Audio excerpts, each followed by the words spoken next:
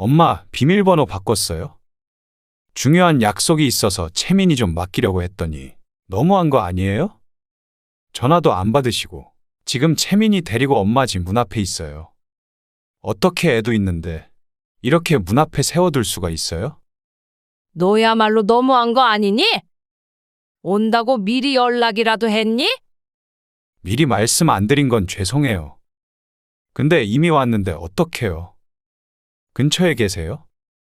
저희 빨리 가봐야 한단 말이에요. 일단 비밀번호 좀 알려주세요.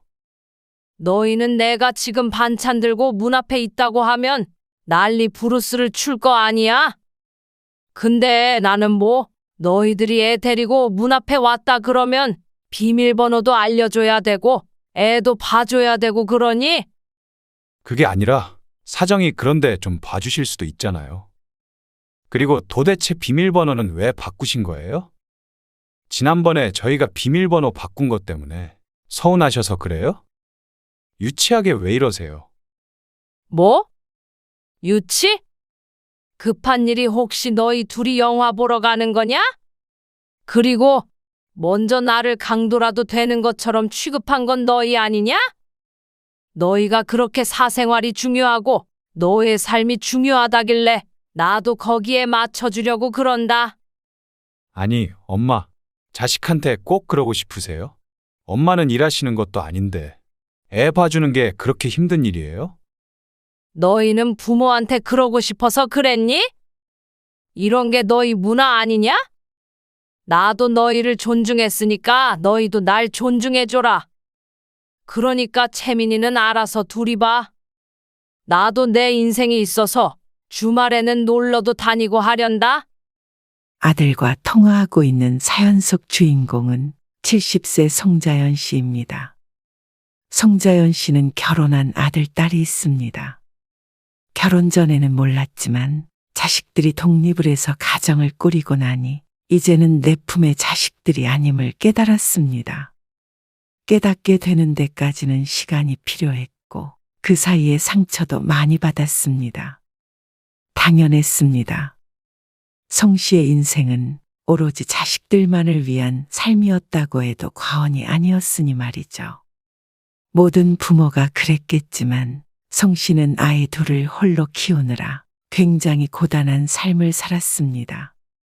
아들 홍광수가 10살이 되고 딸 홍수연이 5살이 되었을 때 송 씨는 남편과 사별했습니다. 시부모님은 모두 돌아가셨고 친정부모님도 아버지밖에 안 계셨는데 손 벌릴 형편이 아니라 송 씨 혼자만의 힘으로 아이들을 키워야 했죠. 그렇다고 좋은 직장에 다닌 것도 달리 돈 버는 재주가 있었던 것도 아닌 터라 갖은 고생을 했습니다. 먹여야 할 입이 하나도 아닌 둘이라 남들보다 2배는 더 일해야 했습니다. 하지만 그 시절엔 힘들 틈도 없었고 아이들 보는 낙으로 그 힘으로 살았습니다.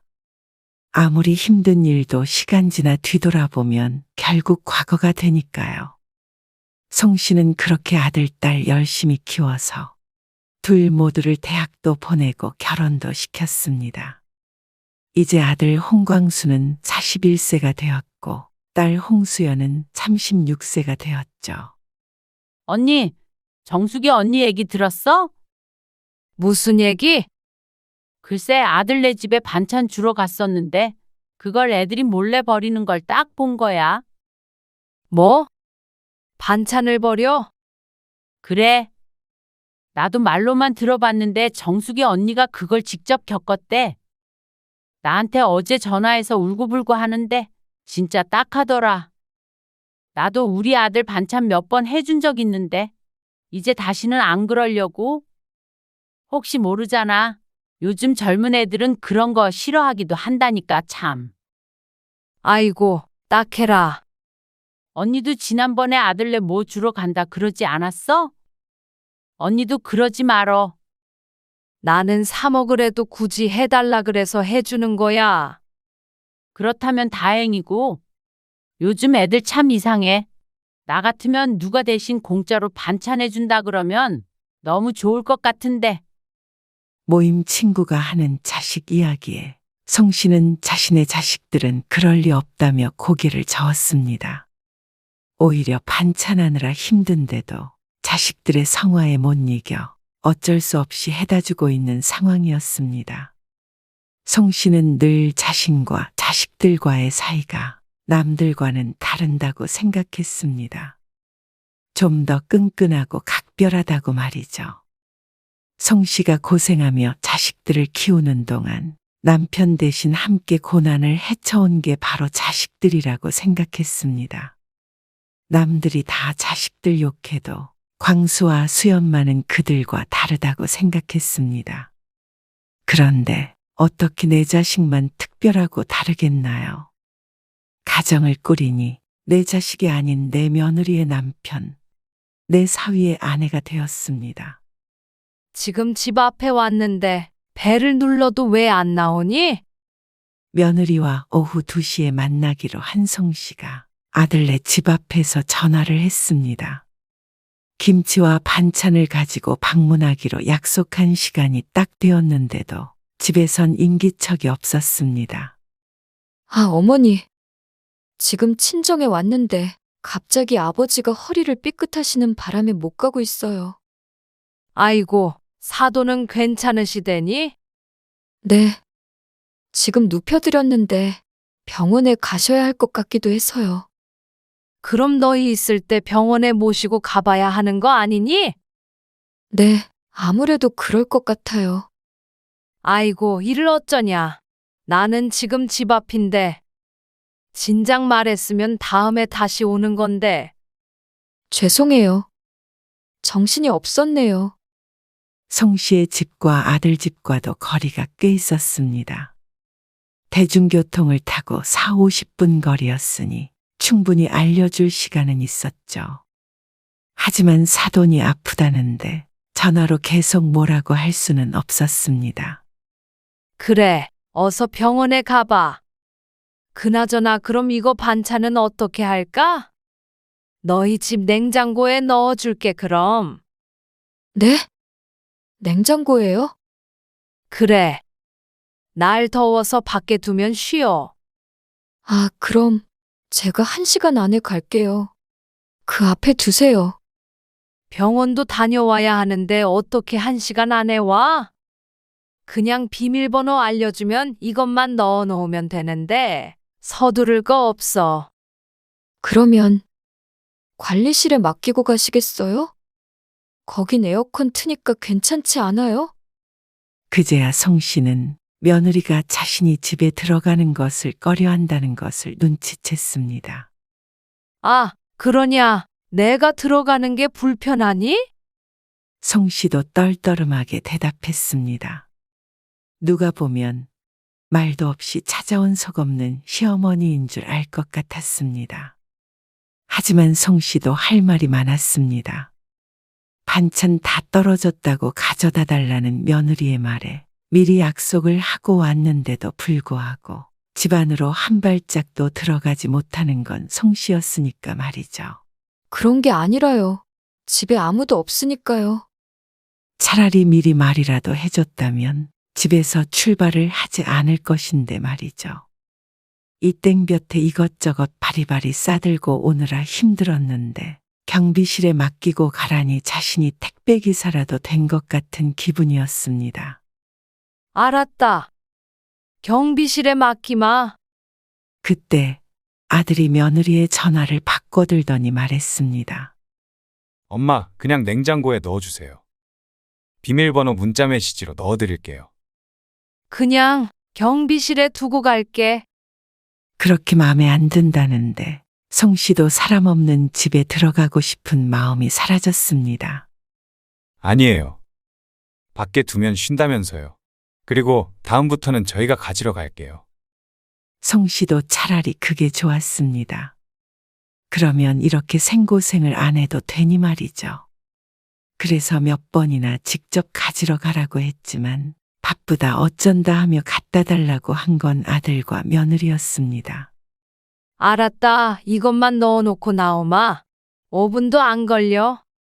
성 씨도 빈정이 상해서 그냥 문 앞에 두고 뒤돌아서고 싶었지만 오전 내내 고생해서 만든 반찬이 다 쉬어버릴까 싶어서 할 수 없이 아들이 보내준 비밀번호를 치고 안으로 들어갔습니다.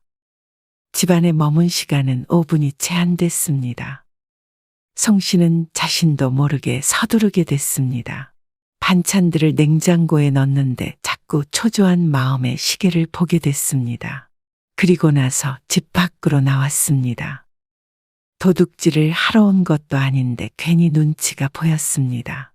이게 다 자신을 말없이 집에 쳐들어온 강도 마냥 취급한 아들과 며느리 때문이었습니다.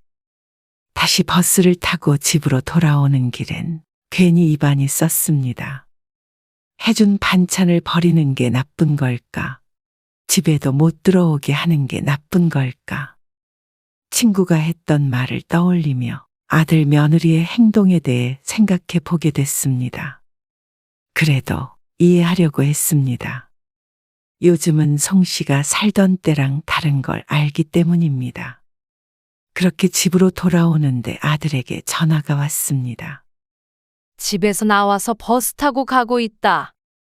그러니 아들이 망설이며 말했습니다. 네, 감사해요. 오늘 일은 저희가 약속을 어긴 거니까 죄송했어요.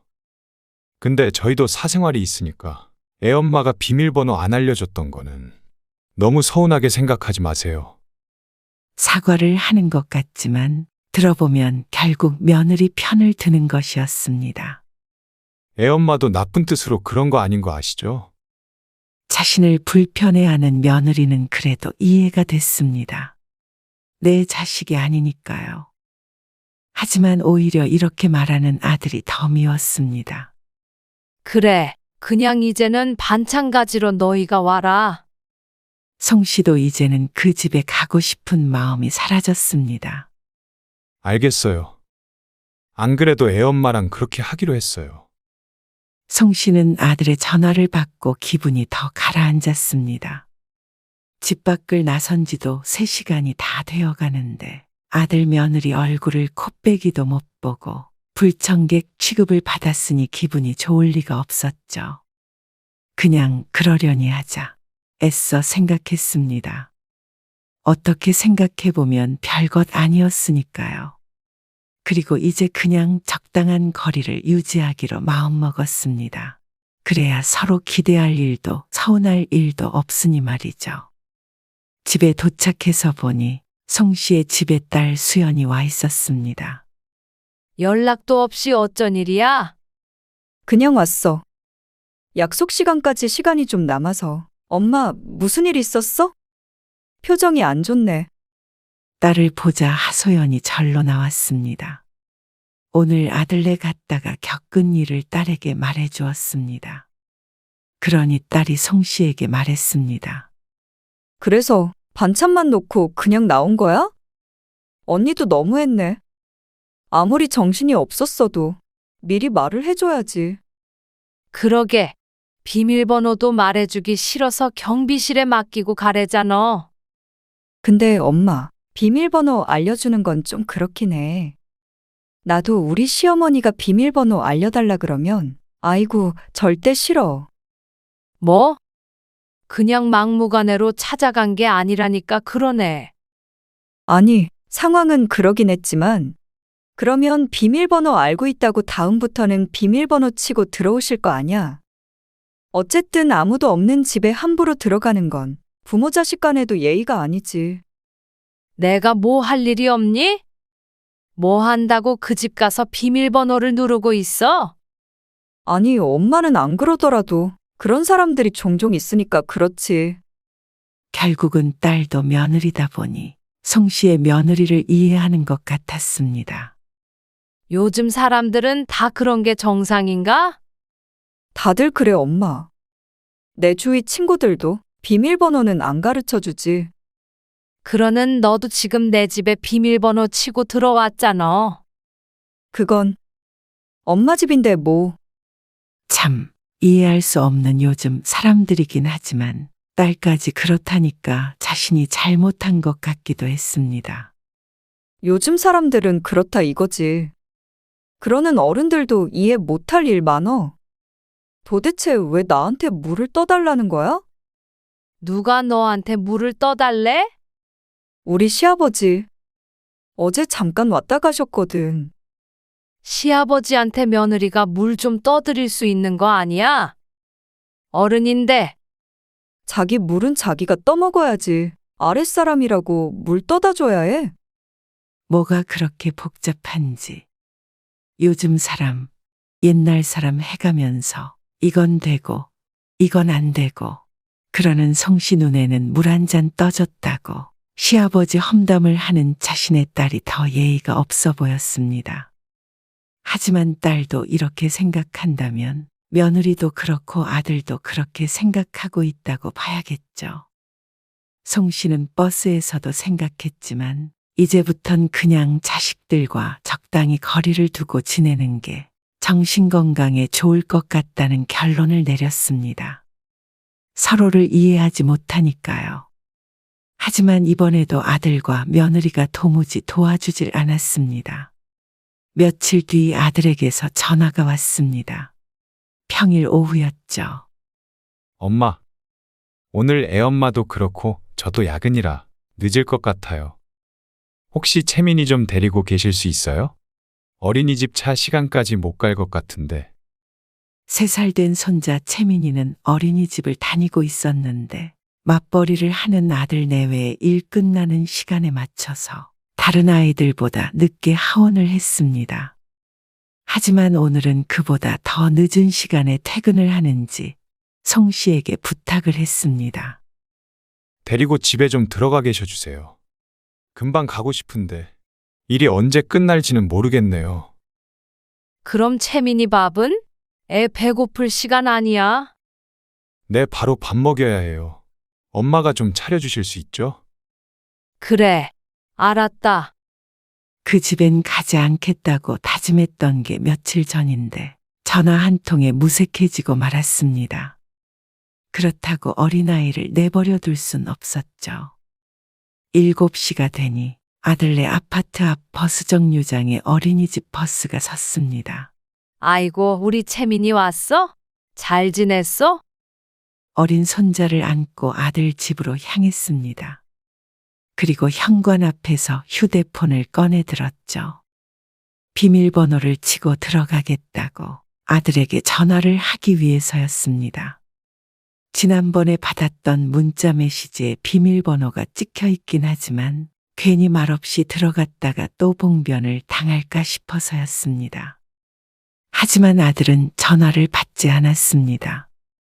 왜 전화를 안 받는 거야? 며느리에게도 전화했지만 수신음만 울릴 뿐이었습니다. 니들이 전화 안 받은 거니까 나중에 뭐라고 하지 말어라.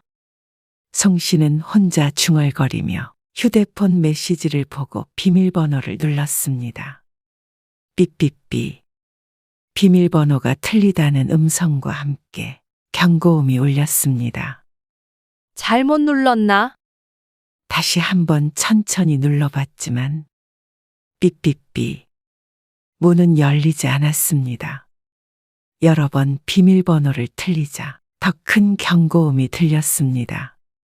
그리고는 비밀번호 입력이 아예 되지 않았죠.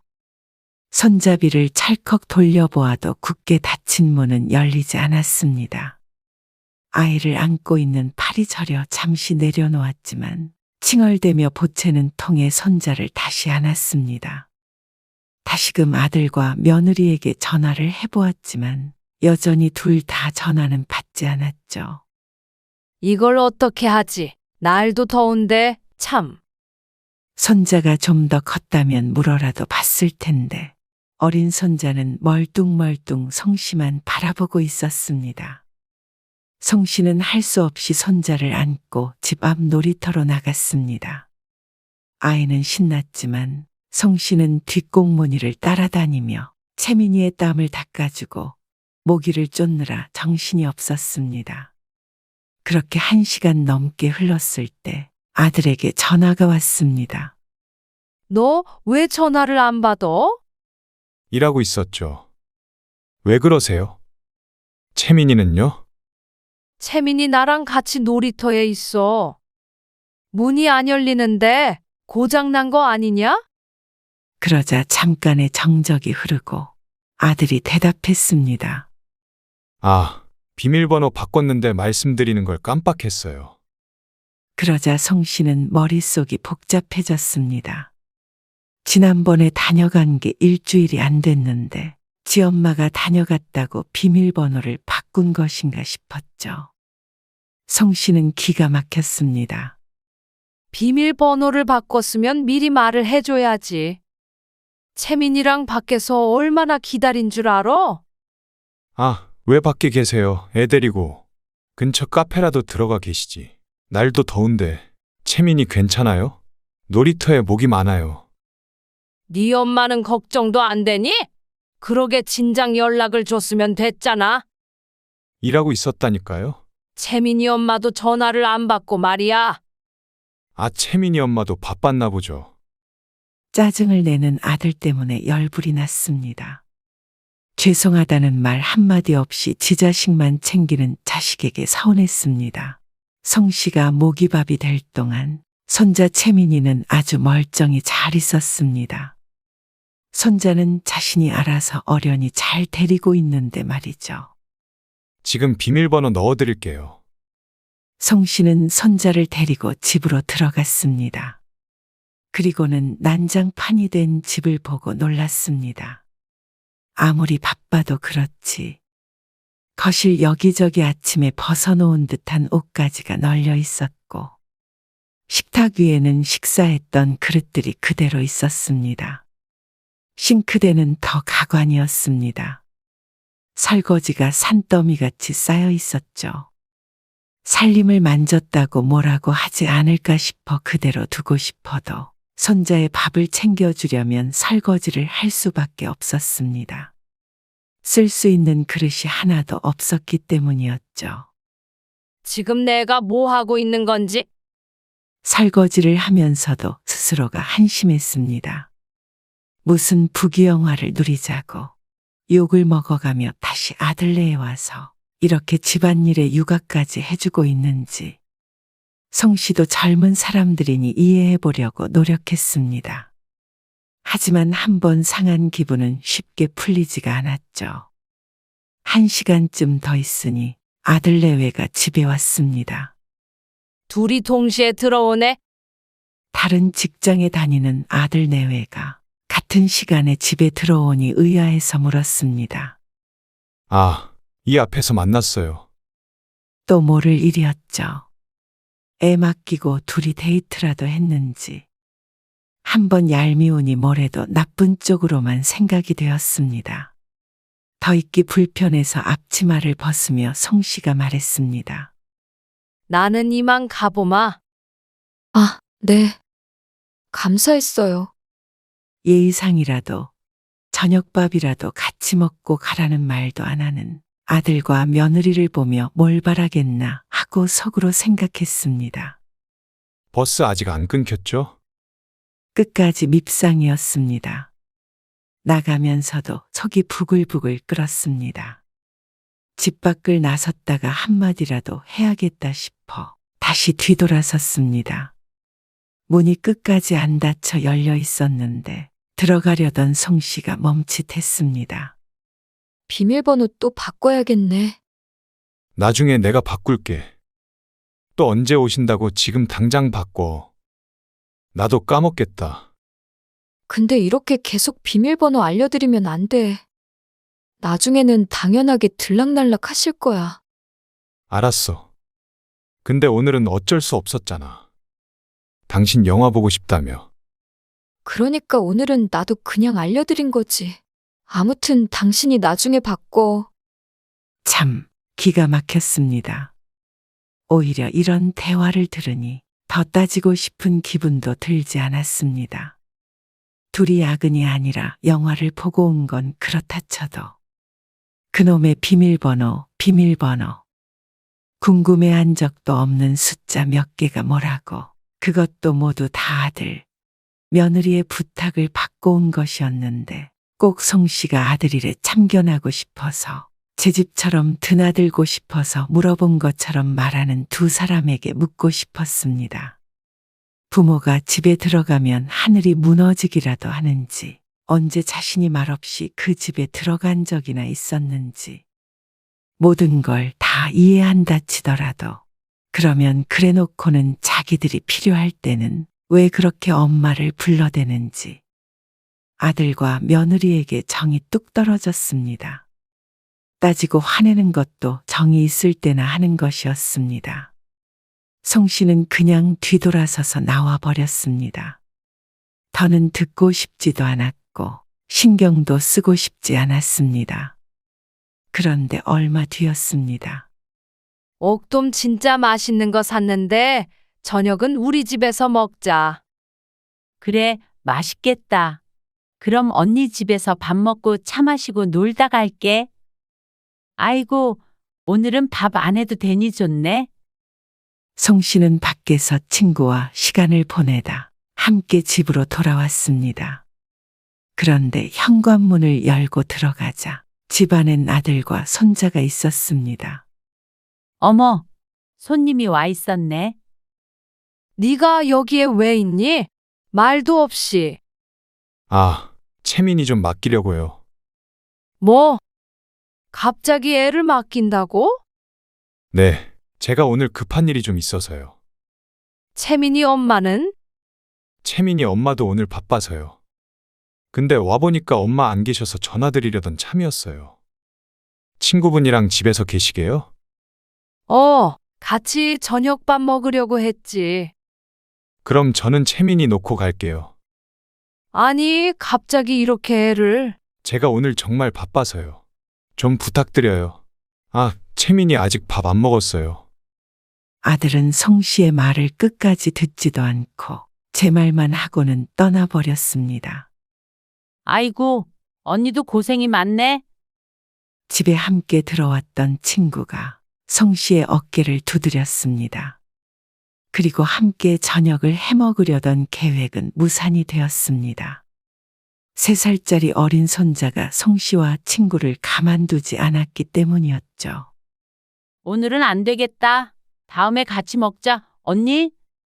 오늘은 해봐. 낮잠 잘 시간인가 보다. 엄청 보채네.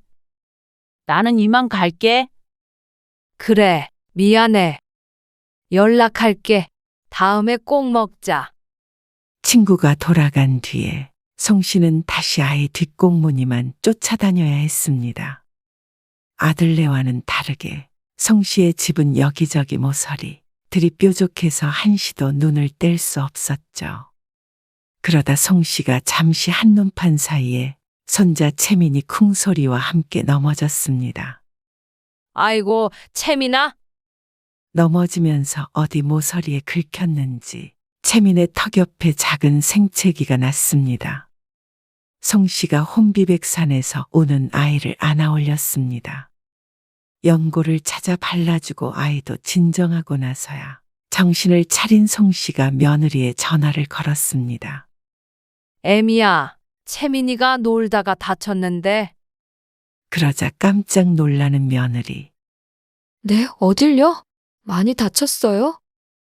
아니, 그건 아니고 살짝 긁혔는데 얼굴을. 얼굴을요?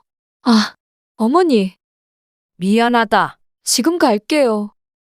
손자는 진작에 상처 같은 건 잊고 다시 재밌게 놀고 있었지만 그래도 송 씨 마음이 좋지 않았습니다. 1시간쯤 흐르자 띠띠띠 비밀번호 치는 소리가 들렸습니다. 엄마, 채민이가 어떻게 됐다고요? 아니, 얼굴에 살짝. 아들과 며느리가 송 씨를 제치고 거실로 가 채민을 살폈습니다.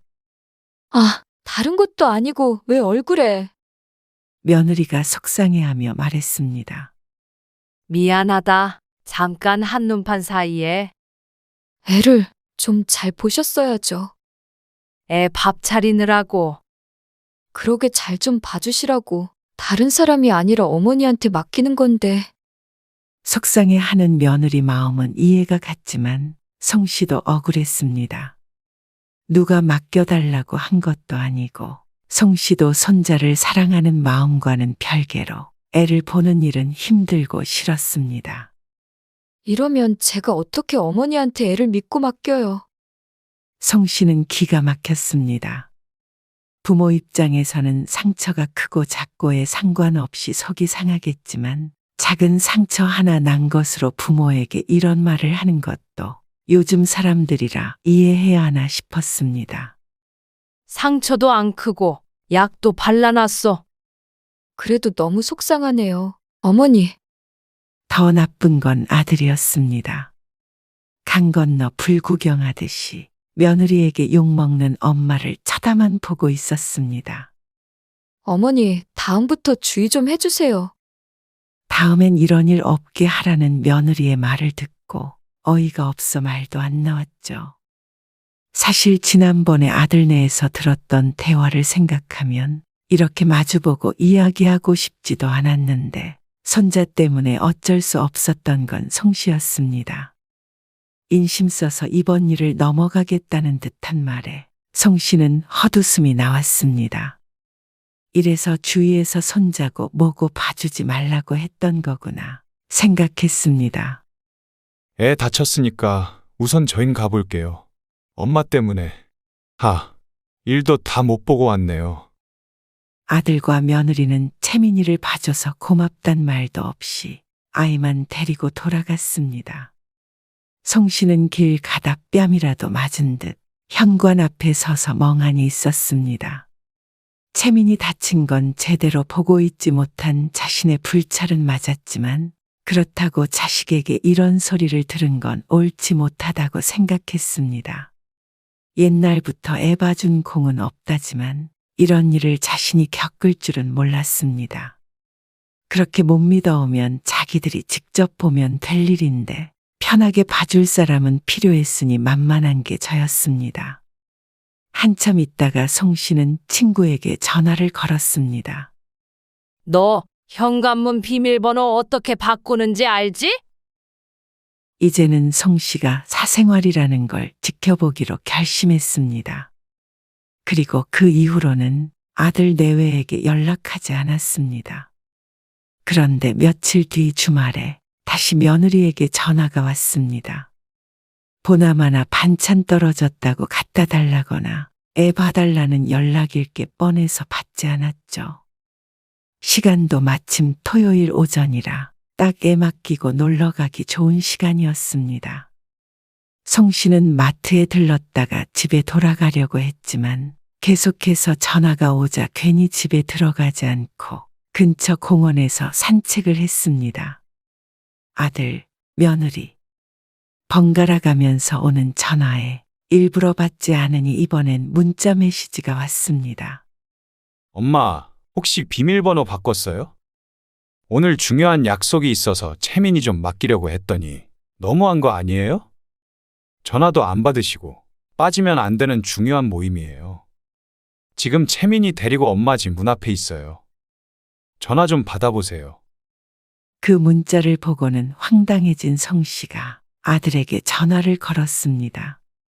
서운해도 그냥 말 안 하고 거리만 두자.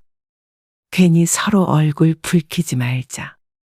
하며 참아왔었는데 이번에는 도저히 참을 수가 없었죠.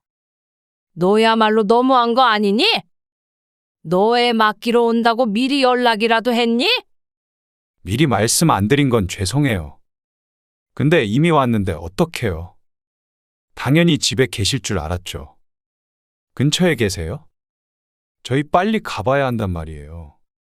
일단 비밀번호 좀 알려주세요. 짐이 많아요. 아주 당당하게 말하는 아들이었습니다. 그러는 아들에게 송씨가 말했습니다. 너희는 내가 지금 반찬 들고 문 앞에 있다고 하면 왜 약속도 안 하고 왔느냐고 난리 부르스를 출 거 아니야? 근데 나는 뭐 너희들이 애 데리고 문 앞에 왔다 그러면 비밀번호도 알려줘야 되고 당연히 애도 봐줘야 되고 그러니? 그게 아니라 사정이 그런데 좀 봐주실 수도 있잖아요. 엄마는 집에 계시면서 애 좀 봐주는 게 그렇게 어려운 일이에요? 그리고 비밀번호는 왜 바꾸신 거예요? 지난번에 저희가 비밀번호 바꾼 것 때문에 서운하셔서 그래요? 유치하게 왜 이러세요? 뭐? 유치? 너는 그 급한 일이라는 게 혹시 또 영화 보러 가는 거냐? 영화 보러 가면 간다고 말하면 되지. 거짓말까지 해가면서 나를 부려먹었잖냐? 그리고 먼저 나를 강도라도 되는 것처럼 취급한 건 너희 아니냐? 너희가 그렇게 사생활이 중요하고 너의 삶이 중요하다길래 나도 거기에 맞춰주려고 그런다. 자식한테 이것저것 따지고 화내고 문까지 안 열어주시고 꼭 그러고 싶으세요? 옆에 애엄마도 있는데 창피해서 고개를 못 들겠어요. 제가 처갓집에서 이런 일 겪었다 그러면 엄마도 화내지 않으시겠어요? 너희는 부모한테 그러고 싶어서 그랬니? 왜 네가 화를 내냐? 이런 게 너희 문화 아니냐? 나도 너희를 존중했으니까 너희도 날 존중해줘라. 그러니까 채민이는 알아서 둘이 봐. 나도 내 인생이 있어서 주말에는 놀러도 다니고 하련다. 그리고 앞으로 우리 집에 오려면 미리 연락해. 오늘은 내가 바빠서 집에 늦게 들어간다. 그러고는 전화를 끊어버렸습니다. 끊고 나서도 씩씩대는 숨이 가라앉지 않았습니다. 심장이 벌렁거리고 얼굴도 벌개지는 것 같았습니다. 그동안 말을 안 하고 있으니 사람을 우습게 보는 것도 정도 것이었습니다. 부모라고 자식이 하는 일은 다 참아야 하고 다 이해해야 한다고 생각하는 아들이 괘씸했습니다. 필요 없을 때는 부모가 무슨 역병이라도 되는 것처럼 피하면서 정작 지들이 필요할 때는 부모 집은 언제나 항상 열려 있다고 생각했습니다. 송 씨가 집 비밀번호를 바꾸니까 화를 내는 아들만 봐도 얼마나 제 자식이 이기적인지 알게 됐죠. 그러니까 이렇게 서로 서운하지 않으려면 서로 찾아가지 않으면 될 일이었습니다. 진작 이렇게 할 걸 하는 후회가 들었습니다. 처음부터 선을 제대로 긋지 못한 자신의 탓이었습니다. 상대는 나를 넘어오지 못하게 하는데 자신은 언제든지 넘어올 수 있게 했으니 말이죠. 아니, 자신은 자식에게 선을 그은 적도 없었습니다. 전화를 끊자 아들과 며느리가 계속 전화를 했지만 받지 않았습니다. 한동안은 아들 전화는 받지 않을 생각이었습니다. 그런데 다음 날 바깥에서 볼일을 보고 있는 송 씨에게 딸에게서도 전화가 왔습니다. 엄마, 지금 엄마 집에 왔는데? 비밀번호가 틀리다는데? 바꿨다. 어? 왜? 평생 같은 비밀번호 쓰더니. 그래서 뭘로 바꿨는데? 불러줘봐. 들어가 있게. 싫다. 싫다고? 그래. 내 집인데 내가 왜 알려줘야 해? 뭐야, 왜 그래? 나 지금 반찬 가지러 왔어. 다 떨어져서. 반찬을 사 먹든지 네가 해 먹든지 해. 왜 말도 없이 와서 비밀번호를 물어? 딸은 당황한 듯 아무 말이 없었습니다. 딸 입장에서는 갑자기 이러는 엄마가 황당했겠죠. 비밀번호 알려줬다가 맘대로 들락날락하면 어떡하니? 그리고 아무도 없는 집에 함부로 들어가려고 하지 말어. 예의가 아니니까. 갑자기 왜 그래요, 엄마? 무슨 일 있었어? 이제 정신 차려서 그런다. 왜? 나도 너희들처럼 당연히 불편해. 부모라고 자식이 무조건 편하기만 한 줄 알아? 너도 이제 볼 일 있으면 며칠 전부터 내 일정 물어보고 허락받고 나 있을 때 와서 초인종 눌러. 알겠소? 엄마, 딸이 송 씨를 불렀지만 송 씨는 제 할 말만 하고 전화를 그렇게 끊어버렸습니다. 아들도 그렇고 딸도 그렇고 갑작스런 송 씨의 행동에 당황도 하고 화도 나고 상처도 받을 수 있겠죠. 하지만 송 씨도 요즘에는 그렇게 해야 한다길래 그 모든 과정을 겪으면서 적응해 갔으니 송 씨의 자식들도 차차 적응을 하게 되겠죠.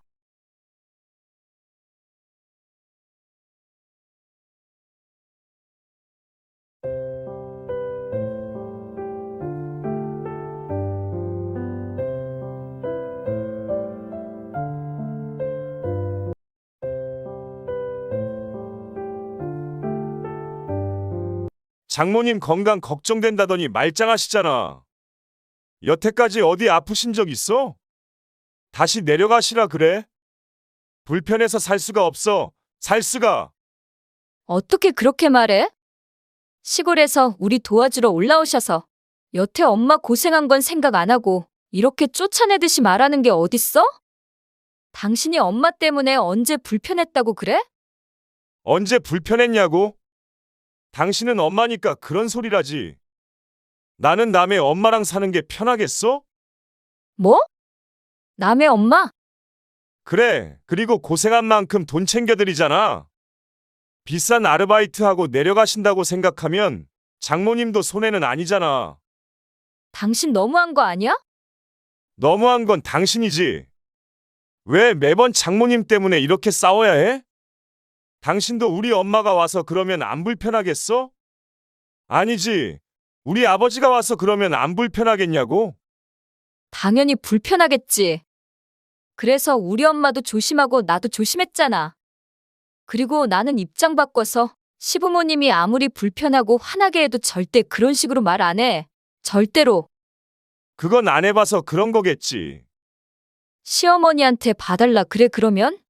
시어머니는 힘들다고 싫다고 하시는 거? 우리 엄마가 도와준 거잖아. 솔직히 집도 해주셨는데 우리 부모님한테는 더 이상 바라면 안 되는 거 아니야? 그리고 애초에 그게 문제가 아니라 장모님 때문에 불편하니까 사람 쓰자는 거잖아, 이제. 말이 심하다?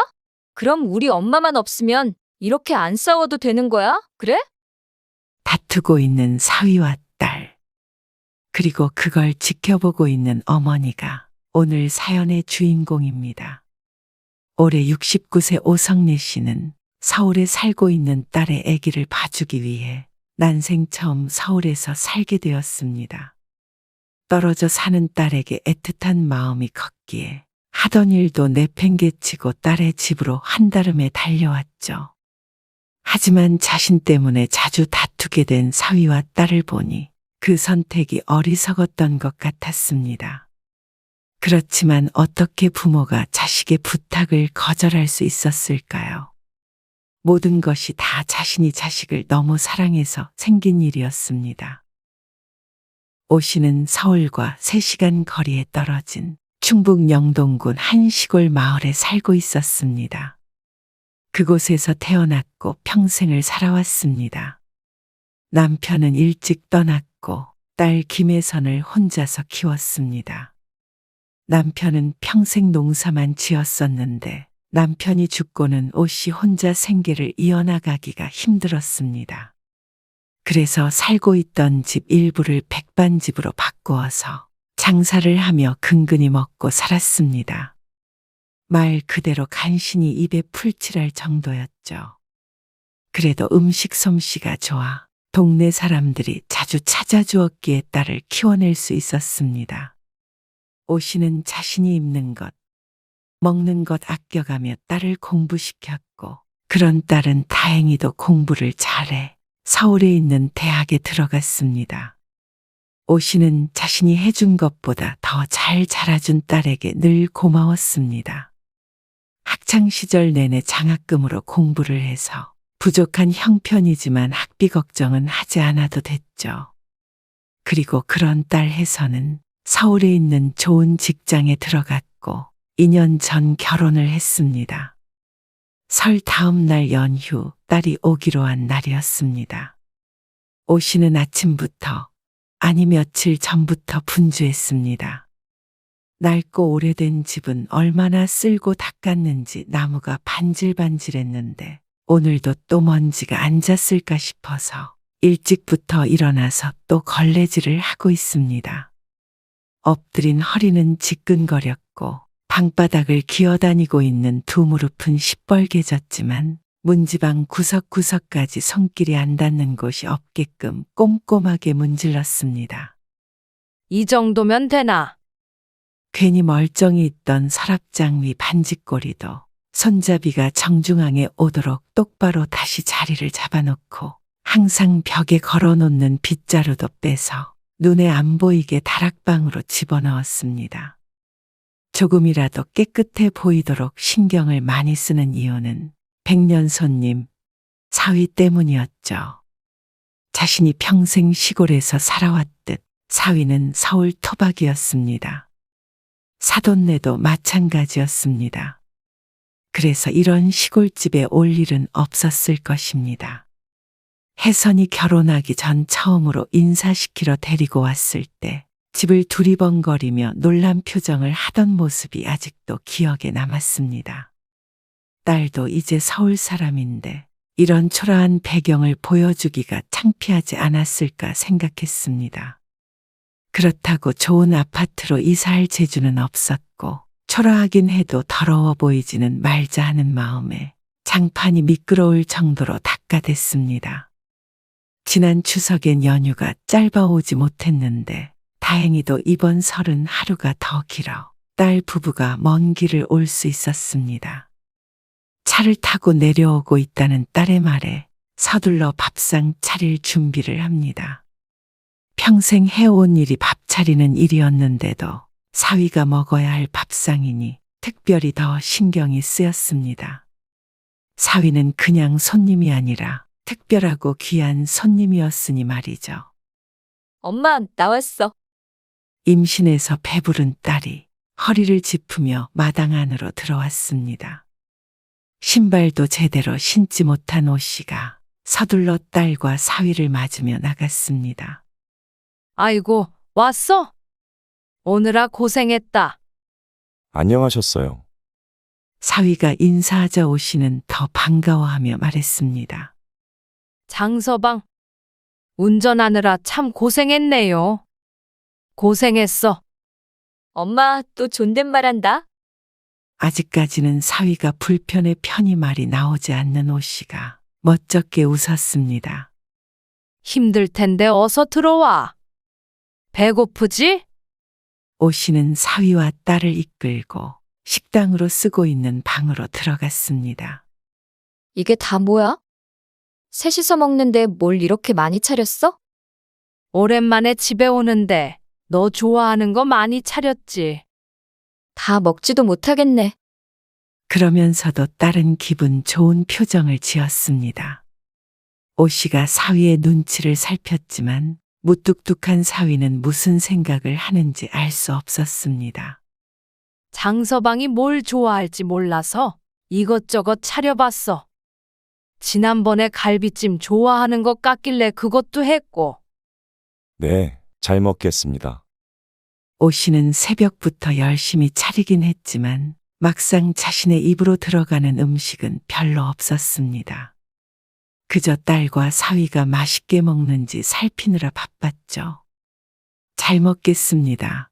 잘 먹었습니다. 별다른 대화 없이 필요한 말만 하는 사위가 편하지는 않았지만 그래도 오씨는 그 정도 거리가 나쁘지 않다고 생각했습니다. 자신도 사위를 아들처럼 살갑게 대할 재주가 없었고 사위가 자신에게 잘하는 건 중요하지 않았으니 말이죠. 오씨는 그저 사위가 딸에게만 잘하길 바랐습니다. 혜선이 싹싹한 성격이기 때문에 사위와는 잘 지내는 듯 보여 마음이 놓였습니다. 참 잘 어울리는 부부라고 생각을 했습니다. 밥을 먹고 안방에 사위와 딸이 잘 수 있게 이부자리를 깔았습니다. 새로 빨아서 햇빛 냄새가 나는 듯한 두꺼운 이불은 딸과 사위가 왔을 때만 꺼냈습니다. 안방을 내준 오씨는 식당으로 쓰는 방에 들어가서 상을 한 켠으로 밀고 이불을 깔았습니다. 딸도 말리지 않았던 이유는 안방은 하나고 식당에서 사위를 재울 수는 없었기 때문입니다. 이 밤이 지나면 딸이 다시 올라간다는 것이 서운했습니다. 1년에 2번 보면 많이 보는 딸이기에 조금 더 오래 보고 싶은 마음이었습니다. 하지만 붙잡고 싶은 시간은 늘 빨리 흐르는 법이죠. 다음 날 아침 일찍 혜선과 사위는 귀경길에 올랐습니다. 점심은 먹고 가지 그래. 차 막히기 전에 가야지. 안녕히 계세요. 딸과 사위가 인사를 하고 차를 타고 떠났습니다. 차가 구불구불한 골목을 빠져나가 뒷공무니까지 완전히 보이지 않게 되었는데도 오 씨는 시선을 떼지 못했습니다. 딸이 갔다는 걸 아는데도 발걸음을 돌리기 아쉬웠죠. 한 번 딸네 집에 간 적이 있었는데 그때는 돌아오느라 정신이 없어서 이렇게 아쉽지 않았는데 늘 딸이 집에 왔다 가면 가슴 한켠이 뻥 뚫린 듯 허전했습니다. 딸이 대학에 가고는 늘 혼자 지냈는데도 딸이 뒤돌아설 때면 꼭 세상에 혼자 남겨진 기분이 들곤 했습니다. 그리고 그런 슬픔은 며칠 동안 이어지곤 했죠. 오 씨는 이내 고개를 젓고는 집으로 들어갔습니다. 그리고 그런 슬픔이 희미해지고 다시 딸을 그리워하며 살던 어느 날이었습니다. 오 씨는 수도가에서 솥단지를 씻고 일어서다 현기증에 비틀대다 발을 헛디뎌 넘어지고 말았습니다. 머리를 부딪힌 탓에 잠시 장신을 잃었는데 조금만 발견이 늦었다면 큰일 날 뻔했다는 의사의 말에 모골이 성연했습니다. 천운으로 때마침 백반집에 들렀던 동네 사람이 발견했으니 망정이지 아니었다면 눈 뜨지 못했거나 바보가 되었을지도 모를 일이었습니다. 엄마, 괜찮아? 딸에게 소식을 전하자 딸도 무척 놀랐습니다. 괜찮어. 이제 멀쩡해. 그러지 말고 서울로 올라와. 엄마, 우리 집에서 살아. 서울? 갑자기 웬 서울? 그렇게 시골에서 혼자 지내다가 무슨 일 있어도 아무도 모를 거 아냐. 모르긴 매일 손님이 있는데. 불안하다며 서울로 올라와서 같이 살자는 딸. 하지만 딸 혼자 사는 것도 아닌데 쉽게 결정할 수 있는 일은 아니었습니다. 그래도 장서방한테는 물어본 거야? 당연하지. 장서방도 남의 손에 애 맡기기 싫다고 차라리 그렇게 하자던데? 사람 쓸 돈 엄마한테 드리자고 그랬어. 장서방이? 사위가 그러자고 할 줄은 몰랐습니다. 오 씨처럼 사위도 그저 불편해하는 줄로만 알았기 때문입니다. 그럼 엄마 식당은 어쩌고? 그게 중요해? 얼마나 번다고. 나 애기 낳으면 애기 봐줄 사람도 필요했는데 엄마가 와서 봐주면 되잖아. 어차피 사람 쓰려고 했으니까 그 돈 엄마 주면 엄마도 식당보다 훨씬 낫지. 오 씨는 고심 끝에 서울로 올라가기로 했습니다. 딸이 출산하고 난 뒤 몇 달이 지났을 때 오 씨는 짐을 싸서 딸의 집으로 들어갔습니다. 그렇게 같이 살게 된 오 씨와 딸 그리고 사위. 오 씨는 작은 방에서 아기와 함께 잠에 들었습니다. 그리고 새벽 일찍 일어나 출근하는 사위와 딸을 위해 밥을 차렸고 그 뒤로는 육아와 집안일을 하다 보면 시간이 훌쩍 흘렀습니다. 젊은 사람들도 하기 힘든 일을 70이 다 된 노인이 하려니 여간 고단한 게 아니었지만 새벽에 울어대는 애도 돌봐야 하기 때문에 잠도 푹 자질 못했습니다. 하지만 자신이 없으면 이 일을 모두 딸이 해야 한다는 생각에 견딜 수밖에 없었습니다. 그리고 딸도 보고 손녀딸도 보니 그저 괴롭기만 한 것도 아니었죠. 하지만 사위와의 거리는 도무지 가까워질 수가 없었습니다. 처음에는 그 거리감이 크게 불편하지 않았지만 함께 살아보니 사위는 오 씨의 생각보다 차가운 사람이었습니다. 장모님, 주말엔 저도 쉬어야 하니까 청소기는 돌리지 말아주시고요. 애기도 되도록이면 방에서 봐주세요. 그래. 알았다. 그리고 서재 청소하실 때는 아무거나 건드리지 말아달라고 부탁드렸잖아요. 중요한 서류들이 있어요. 그냥 바닥에 떨어져 있길래 책상 위에 올려놓은 것뿐이야. 그래도 신경 쓰여요. 그래. 조심하마. 그렇다고 사위가 공짜로 작물을 부려먹느냐? 그것은 아니었습니다. 사람을 쓰려면 드는 돈만큼 오 씨에게 줬는데 그건 오 씨에겐 굉장히 큰 돈이었습니다. 하지만 딱 그만큼이었습니다. 사위는 오 씨를 돈을 주고 고용한 사람처럼 대했죠. 늘 장모님이 아닌 가정부에게 하듯이 말하는 사위 때문에 속이 쓰렸던 것도 여러 번이었습니다.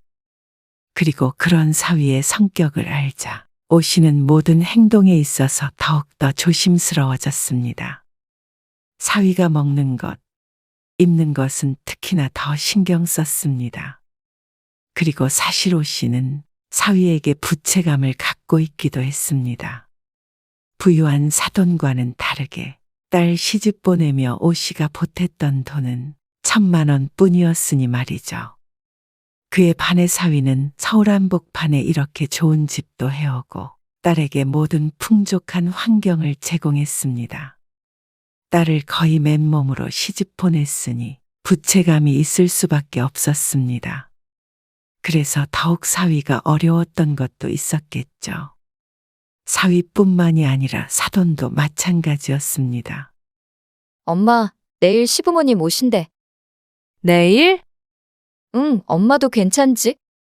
별거 신경 쓸 거는 없고. 밥은 외식하지 않을까 하는데. 하루 주무시고 가신대. 그래. 근데 엄마가 내일 약속이 있네. 오 씨는 자기도 모르게 없던 약속을 만들며 둘러댔습니다. 무슨 약속? 엄마가 서울에 아는 사람이 있어? 아, 고향 친구인데 어쩌다 보니 보기로 했네. 잘 됐다. 주말에 엄마 없으면 너 혼자 애기 보기 힘들까봐 걱정했는데. 그래. 어쩔 수 없지. 시부모님한테 네가 잘 말씀드려. 오랜만에 너무 뵙고 싶었는데 선약이 있어서 못 뵙고 간다고. 알았어. 오 씨는 다음 날 사돈이 오기 전에 밖을 나섰습니다. 갈 데가 없었던 오 씨는 집 근처에 있는 찜질방으로 향했습니다.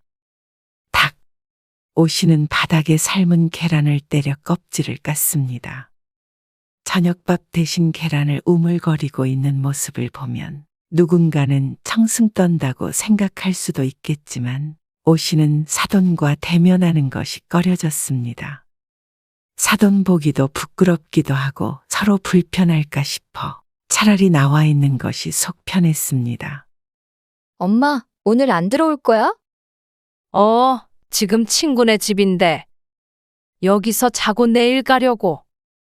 딸은 의아해했지만 더는 묻지 않고 전화를 끊었습니다. 목이 막혀 식혜를 마시고 있는데 문득 자신의 처지가 처량하게 느껴졌습니다.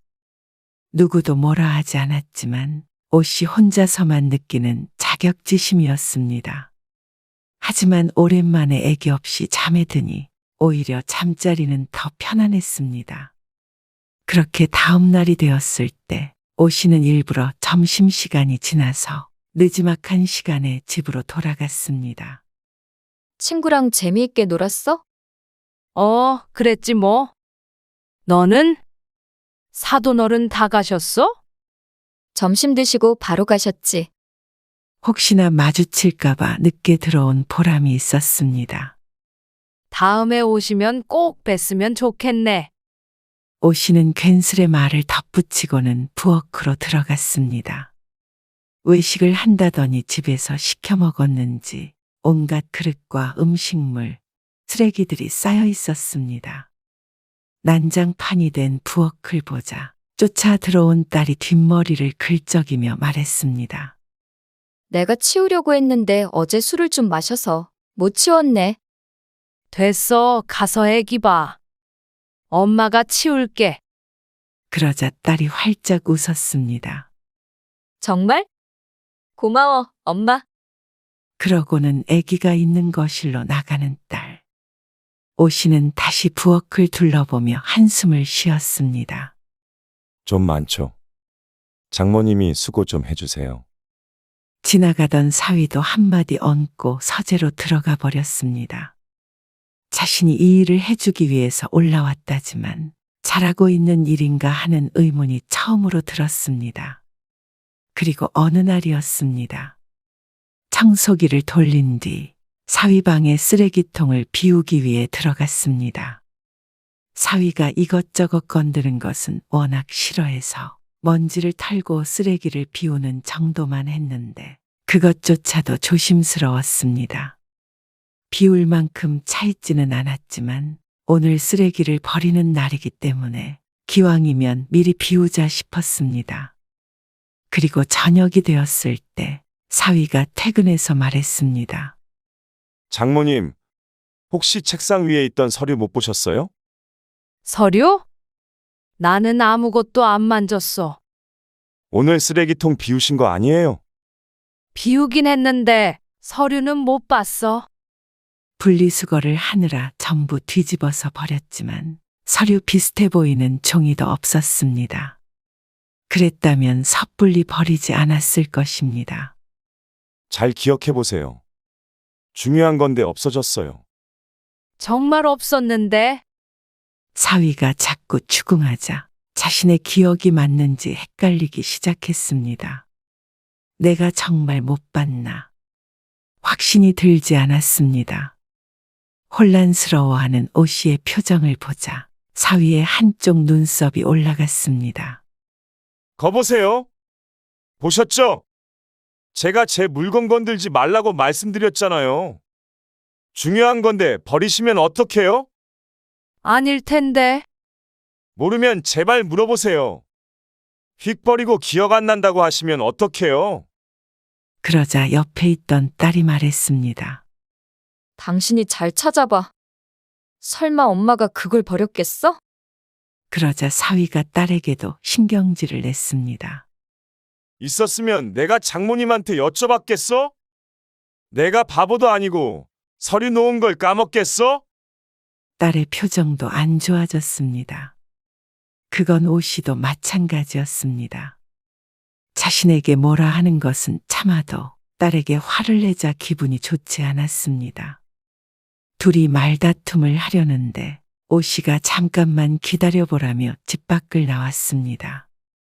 쓰레기 분리수거장으로 간 오 씨의 표정이 밝아졌습니다. 다행히도 아까 버렸던 쓰레기를 아직 수거해가지 않은 상태였습니다. 2봉지를 버렸는데 그중 한 봉지를 열어서 손으로 안을 헤집어 보았습니다. 이리저리 뒤져보았지만 서류처럼 보이는 종이는 없었습니다. 답답해서 오 씨가 봉투를 완전히 뒤집어 쓰레기를 모두 꺼냈습니다. 그리고는 두 손으로 쓰레기들을 펼치며 찾아보았는데도 보이지 않았습니다. 다시 봉투에 쓰레기를 담고 다른 봉투를 열었지만 마찬가지였습니다. 그럼 그렇지. 그걸 내가 버릴 리가 없는데. 그리고는 오 씨는 터덜터덜 집으로 돌아왔습니다. 당신이 못 찾아놓고는 왜 그렇게 말해? 가방에 있을 줄 몰랐지. 착각할 수도 있지. 그거 가지고 짜증이야? 나는 당연히 장모님이 청소하시니까 장모님이 버리신 줄 알지. 그럼 차라리 서재는 당신이 치우던가? 뭐? 그럴 거면 장모님은 뭐하러 오신 거야? 그런 거 하시라고 부른 거잖아. 당신 말이 좀 심하다. 무슨 파출부 부른 것도 아니고 엄마한테 애 봐달라고 부탁한 거지. 당신이 고용한 사람이 아니야. 파출부보다 돈은 훨씬 많이 주고 있잖아. 그리고 집안일은 당신이 시켰지. 내가 시켰어? 집안일은 당신도 분담해야 하는 거 아니야? 돈만 주면 끝이야? 둘의 부부싸움을 듣던 오 씨가 깜짝 놀라서 사위와 딸을 말리려고 다가갔습니다. 두 사람의 어깨를 잡으려는데 손이 너무 더러워 만지지 못했습니다. 그러자 그 손을 본 사위가 인상을 찌푸렸습니다. 오 씨는 그런 사위를 못 본 척하고 물었습니다. 서류 찾았어? 내 가방에서요. 다행이다. 찾았으면 됐지. 왜 별것도 아닌 거 가지고 둘이 싸워? 그게 아니라 됐다, 됐어. 밥 차려줄 테니까 얼른 씻고 밥이나 먹자. 오 씨는 서둘러 손을 씻고는 저녁 밥상을 차렸습니다. 마지못해 사위와 딸이 식탁에 앉았지만 식사 자리는 숨막히게 정적만 흘렀습니다. 오 씨는 뭐라고 말이라도 붙여보고 싶었지만 자신 때문에 싸운 것 같길래 입을 꾹 다물었습니다. 가만히 있는 게 도와주는 것일 듯했습니다. 불편하게 식사를 마쳤지만 이날 일이 끝은 아니었습니다. 종종 다투는 모습을 보게 되었는데 그때마다 오 씨는 어떻게 해야 할지를 몰랐습니다. 그저 오 씨 자신 때문에 싸우는 것은 아니길 바랄 뿐이었습니다. 그 뒤로도 더 사위 눈치를 보게 됐고 동시에 딸 눈치도 보게 됐습니다. 서울에 올라오면서 내 집처럼 편할 것이라고 생각하지는 않았지만 이렇게 불편한 하루하루를 보내게 될지는 몰랐습니다. 그래도 있는 듯 없는 듯 조심히 살면 별탈 없이 지낼 수 있을 거라고 생각했습니다. 하지만 그것도 오 씨의 착각이었습니다. 어느 주말 사위와 딸은 따로 외출을 했고 오 씨는 애를 데리고 마트에 다녀왔습니다. 집에 거의 도착했을 때 아기가 울며 보채길 내보니 바지가 흥건하게 젖어 있었습니다. 에고, 우리 애기 쉬했어? 큰일이네. 서둘러 집에 도착해서 쉬에 젖은 옷과 기저귀를 벗긴 뒤에 아기를 씻기러 거실 욕실 문을 열었습니다. 뭐야? 아이고, 문 안 닫고 뭐 하세요? 소리치는 사위 때문에 놀란 오 씨가 문을 쾅 닫았습니다. 이제 막 씻었는지 바지를 입고 있던 사위와 눈이 마주친 오 씨도 놀란 상태였습니다. 사위가 벌써 와 있을 줄은 몰랐습니다. 나간 지 얼마 안 돼서 한참 있다가 들어올 것이라고 생각했습니다. 몇 분 뒤 나온 사위가 씩씩거리며 오 씨에게 말했습니다. 노크도 안 하고 문을 여시면 어떡해요? 있을 줄 몰랐다. 금방 마트 갔다 왔는데 그새 돌아왔어. 볼일이 일찍 끝났는데 왜 이렇게 매너가 없으세요? 정말 미안하다. 몰랐어. 있는 줄 알았으면 당연히 노크했을 거야. 제 구두 못 보셨어요? 당연히 집에 왔다고 생각하셨어야죠. 애기 기저귀 때문에 정신이 없어서. 오 씨가 연신 사과했지만 분이 풀리지 않는지 사위가 시근덕거리며 서재로 들어가 버렸습니다. 오 씨도 민망하고 미안했지만 억울하기도 했습니다. 설령 사위가 온 줄 알았어도 사위가 거실 욕실을 이용하는 경우가 없었기 때문이었죠. 조금 있다 딸이 집에 돌아왔고 여전히 화가 난 사위를 보고는 말했습니다. 엄마, 무슨 일 있어? 애 아빠 왜 저래?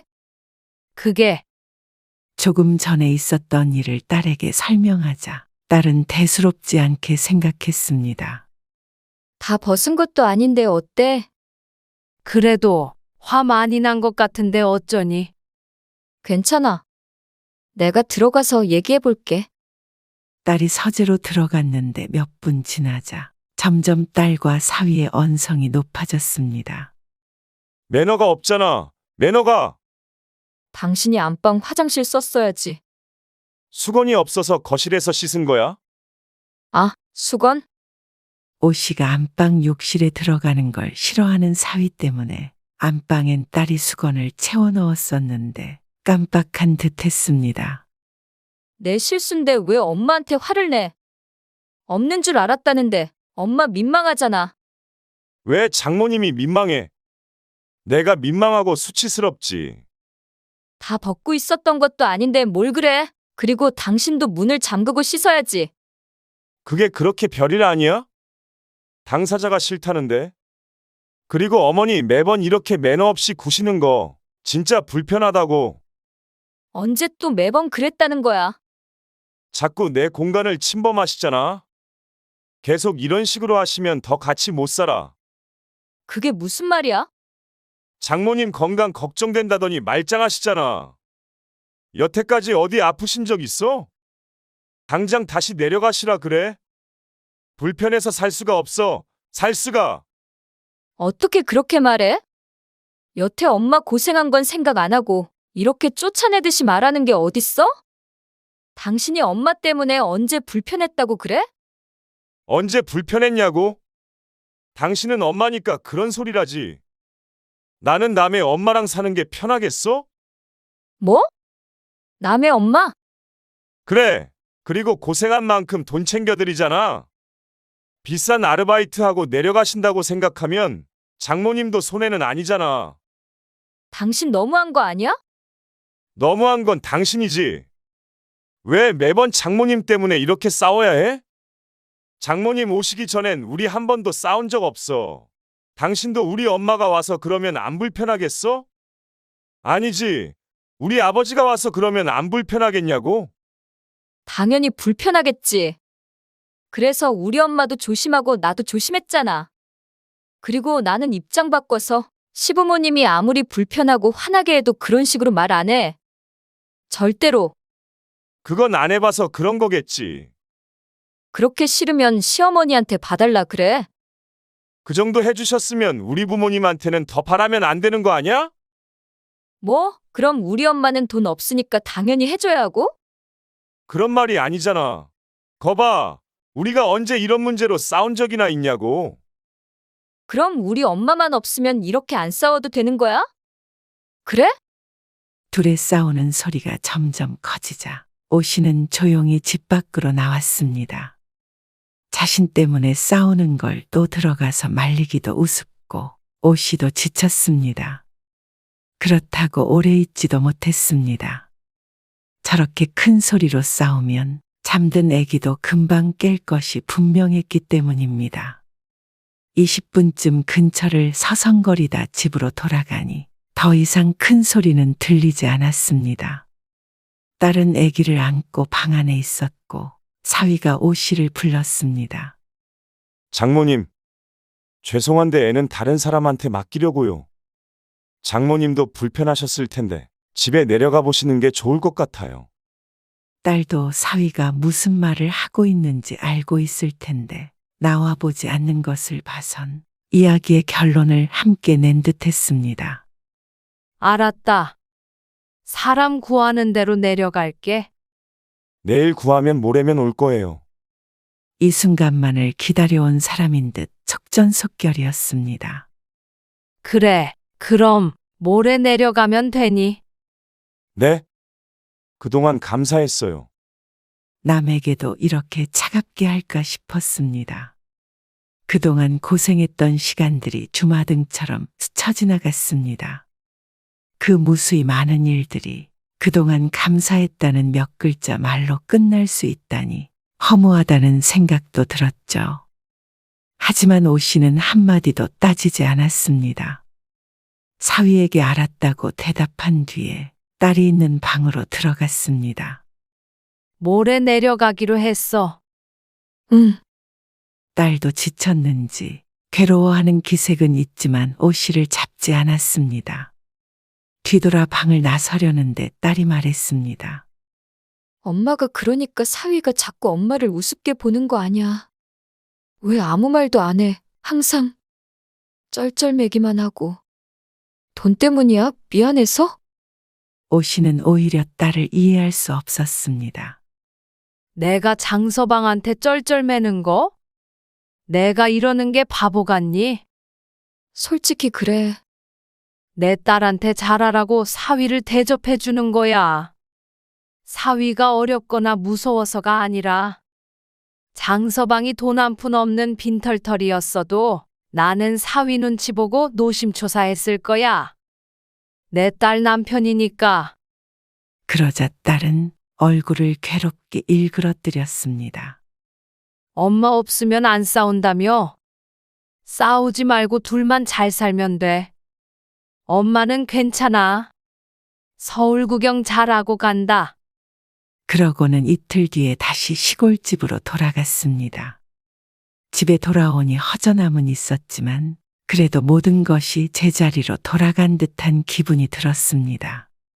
어쩌면 처음부터 부모와 자식은 이 정도의 거리가 좋았던 것 같았습니다.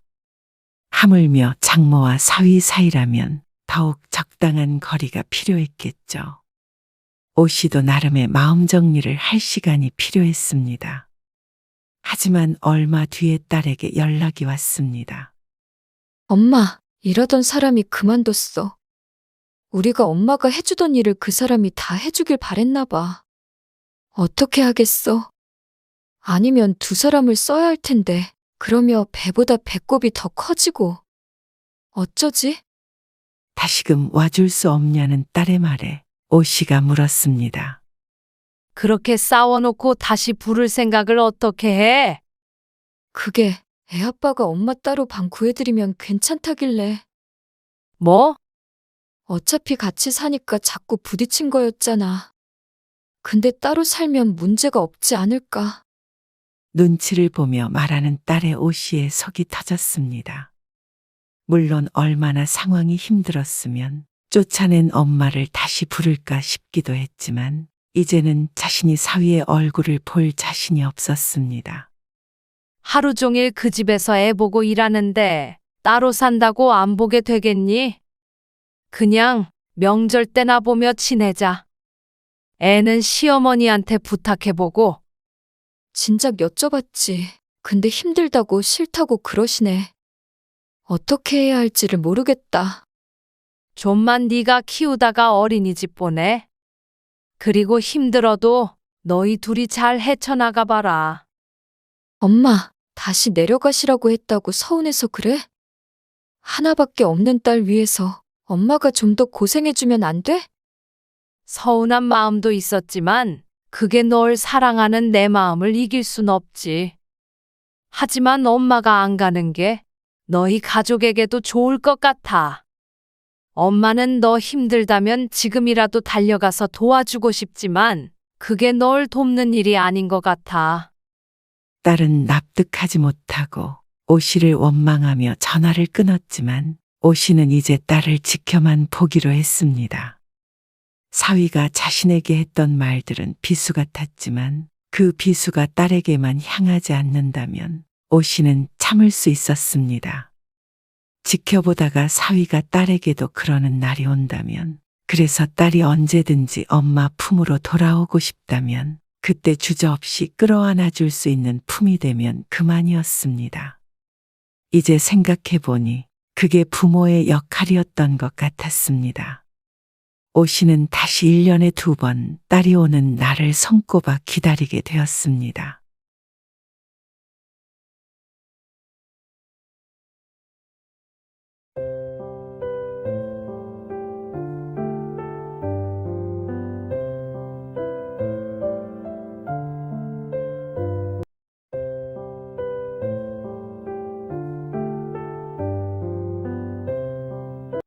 니들은 여전히 나 데리고 살 생각이 있는 거야.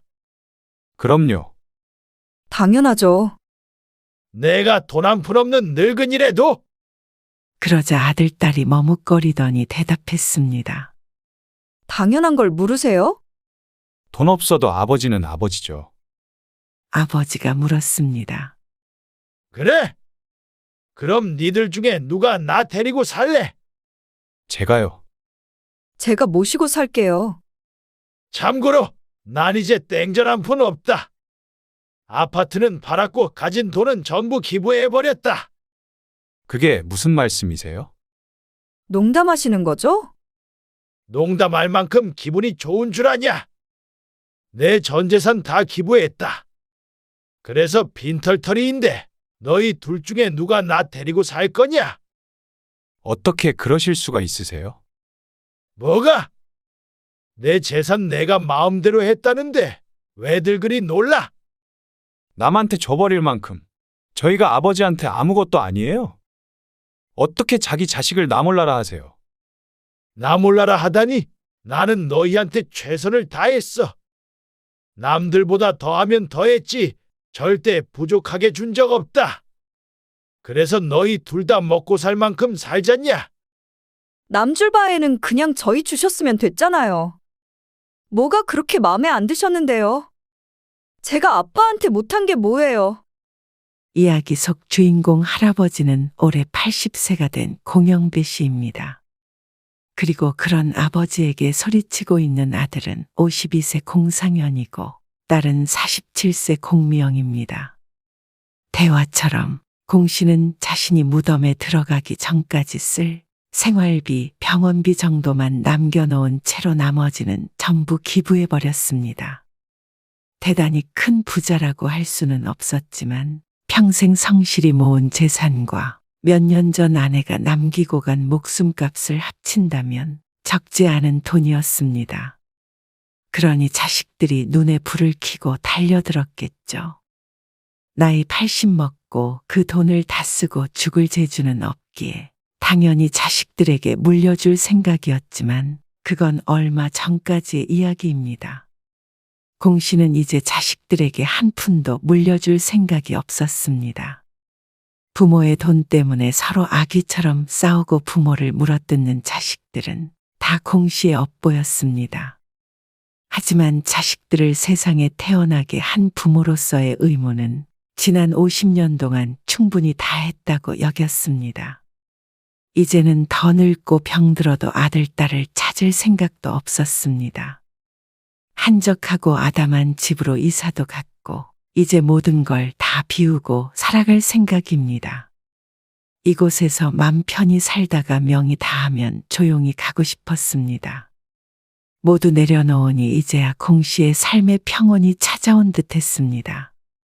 부모 재산을 도둑질하려고 틈만 노리는 강도 같은 자식들만 없으면 말이죠. 공 씨는 워낙 없이 자라 젊어서부터 갖은 고생을 하다 40대가 되어서 모든 운세가 트인 듯 했습니다. 물론 운도 따라주었지만 그동안 죽을 힘을 다해 발버둥치며 살아온 공 씨의 인생이 결실을 맺은 것이겠죠. 아내와 함께 차린 식당이 장사가 무척 잘 되는 바람에 꽤 큰 돈을 벌게 되었습니다. 그렇다고 주체하지 못할 만큼 큰 돈을 벌었냐 하면 그것은 아니었지만 공 씨의 자식들은 하고 싶은 것 하며 클 수 있었죠. 그리고 자식들 시집장가 보낼 때는 똑같이 집 한 채씩 마련해 주었습니다. 여기까지가 공 씨와 아내가 생각했던 자식들 뒷바라지의 끝이었습니다. 하지만 부모된 것이 죄인지라 그 뒤로도 자식들이 손 벌리면 도와줄 수밖에 없었죠. 하지만 자식들의 생각은 또 달랐던 듯 했습니다. 아버지, 혹시 재산이 얼마나 있으세요? 뭐? 갑자기 무슨 뚱딴지 같은 소리야? 아니, 남들 보면 다들 부모님 재산이 얼마나 있는지 알고 있더라고요. 근데 저는 모르니까. 궁금해서 그렇죠. 뜬금없이 묻는 아들의 공 씨는 속 시원한 답을 해주지 않았습니다. 네가 그걸 알아서 뭐하게? 자식인데 좀 알면 안 돼요? 그러게. 나도 궁금하네. 옆에 있던 딸까지 합세했습니다. 갑자기 밥을 먹자며 찾아온 아들 상현과 딸 미영. 상현과 미영에게 제대로 대답해 주지 않는 이유는 몇 년 전 세상을 떠난 공 씨의 아내 때문이었습니다. 암으로 세상을 뜨기 전 아내는 공 씨에게 말했습니다. 보험금이든 가게를 처분한 돈이든 어떤 재산도 당신이 죽기 전까진 자식들에게 미리 물려주지 말아라. 유언과도 같은 말에 공 씨가 의아해했지만 아내는 부모가 공경받기 위해서는 인품보다도 돈이 중요하다고 주장했습니다. 그 당시에는 드라마를 너무 많이 본 것이 아니냐며 웃었지만 그 말이 100번 옳았음을 공 씨는 뒤늦게 깨닫게 되었죠. 공 씨가 살면서 가장 잘한 것이 있다면 그때 아내의 말을 들은 것이라고 할 수 있었습니다. 엄마 돌아가신 다음에 보험금이 얼만지도 안 알려주고 우리가 뭐 그 돈 뺏어가나? 서운해요, 아빠. 딸이 퉁퉁거리며 말했지만 공 씨는 그저 웃을 뿐이었습니다. 그렇다고 내가 너희 한 푼도 안 줬냐? 상현이 너 지난번에 사업한다고 돈 가져갔고 미영이 너는 박서방 회사 나온다고 돈 가져갔잖냐? 말 그대로였습니다. 공 씨가 아내 말을 듣고 자식에게 재산을 물려주진 않았지만 매정한 아버지는 아니었습니다. 도움이 필요할 때는 손길을 내밀기도 했으니 말이죠. 가게 정리한 돈도 꽤 될 것 같은데. 아내가 아프면서 식당을 정리했는데 아들은 그것조차 궁금한 듯했습니다. 뭐가 그렇게 궁금해? 나 죽으면 다 알게 될 건데. 정 궁금하면 빨리 가버리랴. 에이, 그냥 궁금해서 여쭤본 거 가지고 무서운 말씀을 하세요. 오빠는 괜히 그런 걸 물어봐가지고. 너도 궁금하다고 했으면서 내 탓이냐? 그리고 나중에 아버지 편찮으시기라도 하면 내가 모실 건데 그 정도 알고 있어도 되는 거 아냐? 뭐? 왜 아빠를 오빠가 모셔? 의도가 불순하다. 의도. 효심이다, 효심. 효심 다 얼어 죽었네. 새언니가 잘도 아빠 모신다고 하겠다. 내가 모실 테니까 걱정 말어. 니들이 그렇게 효자인 줄 처음 알았네. 됐다. 나는 내가 알아서 잘 살 테니까 일어나지도 않을 일 가지고 싸울 필요 없다. 그리고 재산이 얼마가 됐든 나 죽으면 똑같이 나눠 가져라. 그날의 대화는 그렇게 일단락되었지만 끝난 것은 아니었습니다. 고요한 연못에 던져진 돌 하나가 연못 전체를 흐리는 파문을 가져왔죠. 어느 날 공 씨는 아들에게 전화를 받았습니다. 아버지, 저 지난번에 모신다고 했던 거 빈말 아니에요. 이참에 저희 집에 들어와서 사시는 건 어떠세요? 아, 됐대도 그러네. 아직도 그 얘기냐? 멀쩡한 집 놔두고 왜 너희 집에 가? 1시간 거리인데 볼 일 있으면 그냥 왔다 갔다 하면 되지. 불편해서 싫다. 불편하실 게 뭐 있어요? 저희 집이 아버지 집이나 마찬가지죠.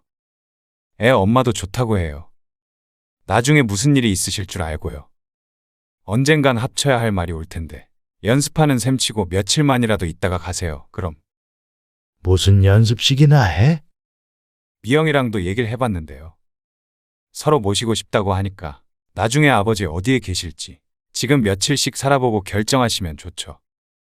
니네 집에도 미영이 집에도 안 간다니까 그러네. 아, 그럼 그냥 아들 보러 놀러 오신다고 생각하시던가요? 어머니 그렇게 가시고 얼마나 후회했는데요. 아버지한테 효도할 기회는 좀 주세요. 며칠만 와서 쉬다 가세요. 아내까지 들먹이며 하는 아들의 말에 더 이상 거절의 말을 하지 못했습니다. 들어와서 살라는 것도 아니고 며칠만 얼굴 보고 가라는 자식에게 어느 부모가 싫다고 할 수 있을까요? 그래, 알았다. 근데 이놈이 소 심주를 삶아 먹었나? 왜 이렇게 고집이 세? 아버지 닮아서 그런가 보죠. 그렇게 다음 주부터 공 씨는 아들네 집에서 지내게 됩니다. 아들 집에 놀러 가는 거라고 생각하기로 했지만 실상은 그렇게 간단하지는 않았습니다. 아들 혼자 사는 집이 아니었기 때문이죠. 손자는 대학생이라 집을 나가 학교 근처에서 혼자 살고 있지만 며느리는 전업주부라 늘 집에 있었습니다. 그러다 보니 아들이 출근하면 공 씨는 며느리와 하루 종일 같이 있어야 했습니다. 며느리도 불편하겠지만 시아버지라고 그런 시간이 편한 것은 결코 아니었습니다. 이럴 거면 뭐 하러 온 건지 모르겠네. 오늘은 또 뭐 하다 들어가야 하나? 오늘도 공 씨는 집 근처 공원을 서성거렸습니다. 처음엔 멋모르고 종일 집에 있다가 삼시세끼를 며느리에게 밥을 얻어먹고는 아차 하는 생각에 나오게 되었습니다. 이렇게 바깥에서 시간을 보내는 것도 하루 이틀이지 젊은 사람도 아니고 80세 할아버지가 하루 종일 바깥에서 할 일이라곤 그리 다양하지 않았습니다. 하지만 그것만 곤욕스러운 것이 아니었습니다. 아버지, 제가 주변에서 들었는데요. 부모님이 돌아가신 다음에 재산을 상속받으면 세금을 많이 낸대요. 그래? 세금을 내라면 내야지 뭐. 대수롭지 않아 하는 공 씨의 대답에 아들이 답답한 듯 말했습니다.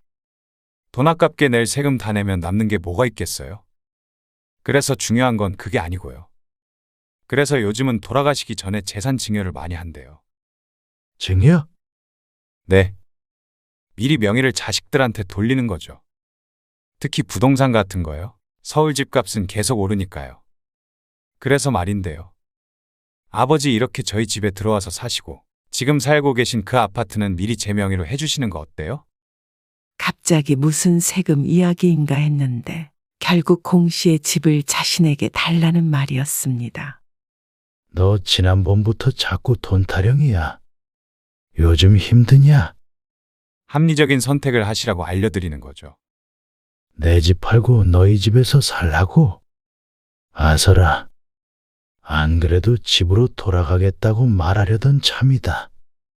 네? 왜 벌써 가세요? 며칠 있지도 않으셨는데. 할 일도 없이 너희 집에서 내가 뭘 하냐? 며느리만 괴롭히지. 왜요? 애엄마가 뭐라 그래요? 뭐라고 할 리가 있냐? 내가 심심해서 그렇지. 그럼 저 아파트는 내 참, 나 죽으면 가져가라니까. 며느리도 며느리지만 틈만 나면 증연이 상속인이 해대는 아들 때문에 더는 못 있겠다 싶었습니다. 스스로도 먹고 살 만큼 벌면서 왜 자꾸 돈 타령인지 모를 일이었습니다. 오늘도 공원을 돌아다니다 조금 일찍 아들네 집으로 들어갔습니다. 어이쿠, 사돈 오셨어요? 아들네 들어가자 안사돈과 딱 마주친 공씨. 안녕하셨어요? 혼자 어딜 갔다 들어오세요? 아, 이 근처 좀 돌아다니느라. 공씨는 사돈과 어색하게 인사를 나누었습니다. 아들이 결혼한 지 20년이 됐는데 사돈과 만난 것은 손에 꼽히게 적었습니다. 예고 없는 만남에 당황하는 것은 당연했죠. 아들도 출근하고 없었기 때문에 가시방석에 앉은 기분이었습니다.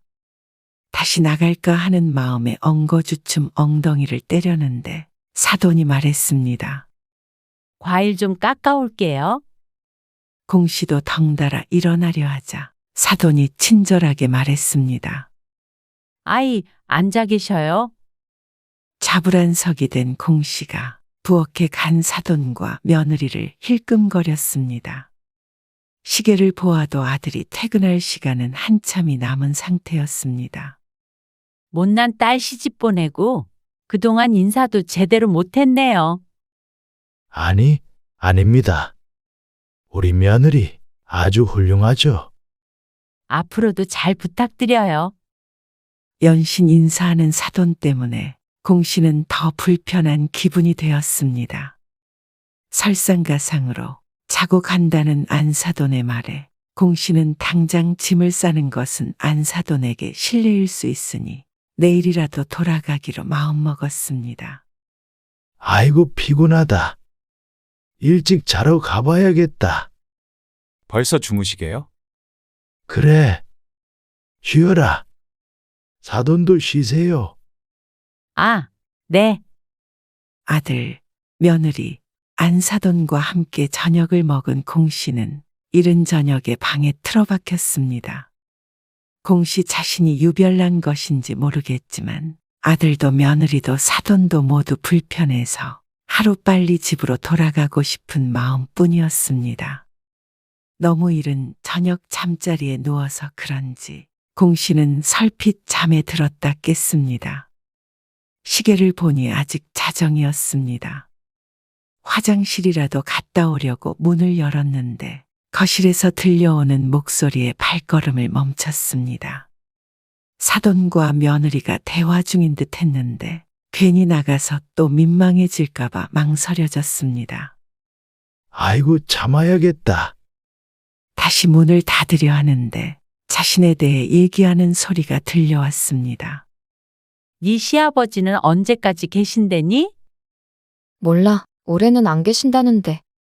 시누이 집에도 가신다니까. 좀 더 있다가 가시겠지. 그래? 네가 불편하겠다. 그렇지 뭐. 근데 애 아빠가 모시고 살자고 그래서 어쩌면 그렇게 될지도 몰라. 뭐? 어떻게 시아버지를 모시고 살아? 엄마, 시아버지 들으시겠어. 80 먹은 노인네가 듣긴 뭘 들어. 귀 어두워서 바로 옆에 있어도 못 듣는다 얘. 사돈이 하는 말에 속으로 헛웃음을 지었습니다. 암만 귀가 어두워도 지척에서 들리는 대화 소리도 못 듣는 귀머거리는 아니었습니다. 아들과 며느리가 나이 차이도 있고 사돈도 일찍 결혼해서 공 씨와 사돈의 나이 차이는 15살 정도가 났기에 자신을 노인네 취급하는 것은 이해했습니다. 하지만 이어지는 며느리의 말에 눈을 부릅뜰 수밖에 없었습니다. 그런가. 아무튼 우리 시아버지 알부자셔. 근데 남편이 시아버지 돌아가실 때까지만 좀만 참고 모시면 다 우리가 가질 수 있다 그러길래. 그게 정말이야? 믿어도 돼? 시아버지 모신다고 고생만 하는 거 아니야? 네 시누이가 가만히 있겠어? 그러니까 우리가 모시고 살아야 찍소리도 못하지. 그리고 걱정 마. 시아버지 일찍 나가셔서 별로 뵐 일도 없어. 지금은 건강해서 그렇지. 치매 오고 이곳저곳 병들 나이 아니니? 그럼 그 병수발을 네가 어떻게 들래? 그런 걸 내가 어떻게 해? 다 전문가들이 있는데 내가 왜 해? 요양병원 뭐 그런 데 많잖아. 시아버지 돈으로 그런 데 모시면 되지. 그런 건 남편이 확실하게 약속했으니까 걱정 말어. 그러면 시아버지 계시는 동안 아주 신경 써서 모시고 받을 건 되도록이면 미리미리 받아. 애 아빠가 알아서 한대. 우리 부자 되면 엄마 호강시켜줄게. 공 씨는 자신이 무슨 말을 들은 것인지 얼떨떨한 기분이 들었습니다. 삼시세끼 차려주며 상냥하게 웃던 며느리가 뒤로는 이런 생각을 하고 있을 줄은 몰랐습니다. 그것도 다 아들이 약속한 것이라니. 그러면 모신다고 하고 재산 물려받고 병들면 요양병원에 넣겠다는 것인지.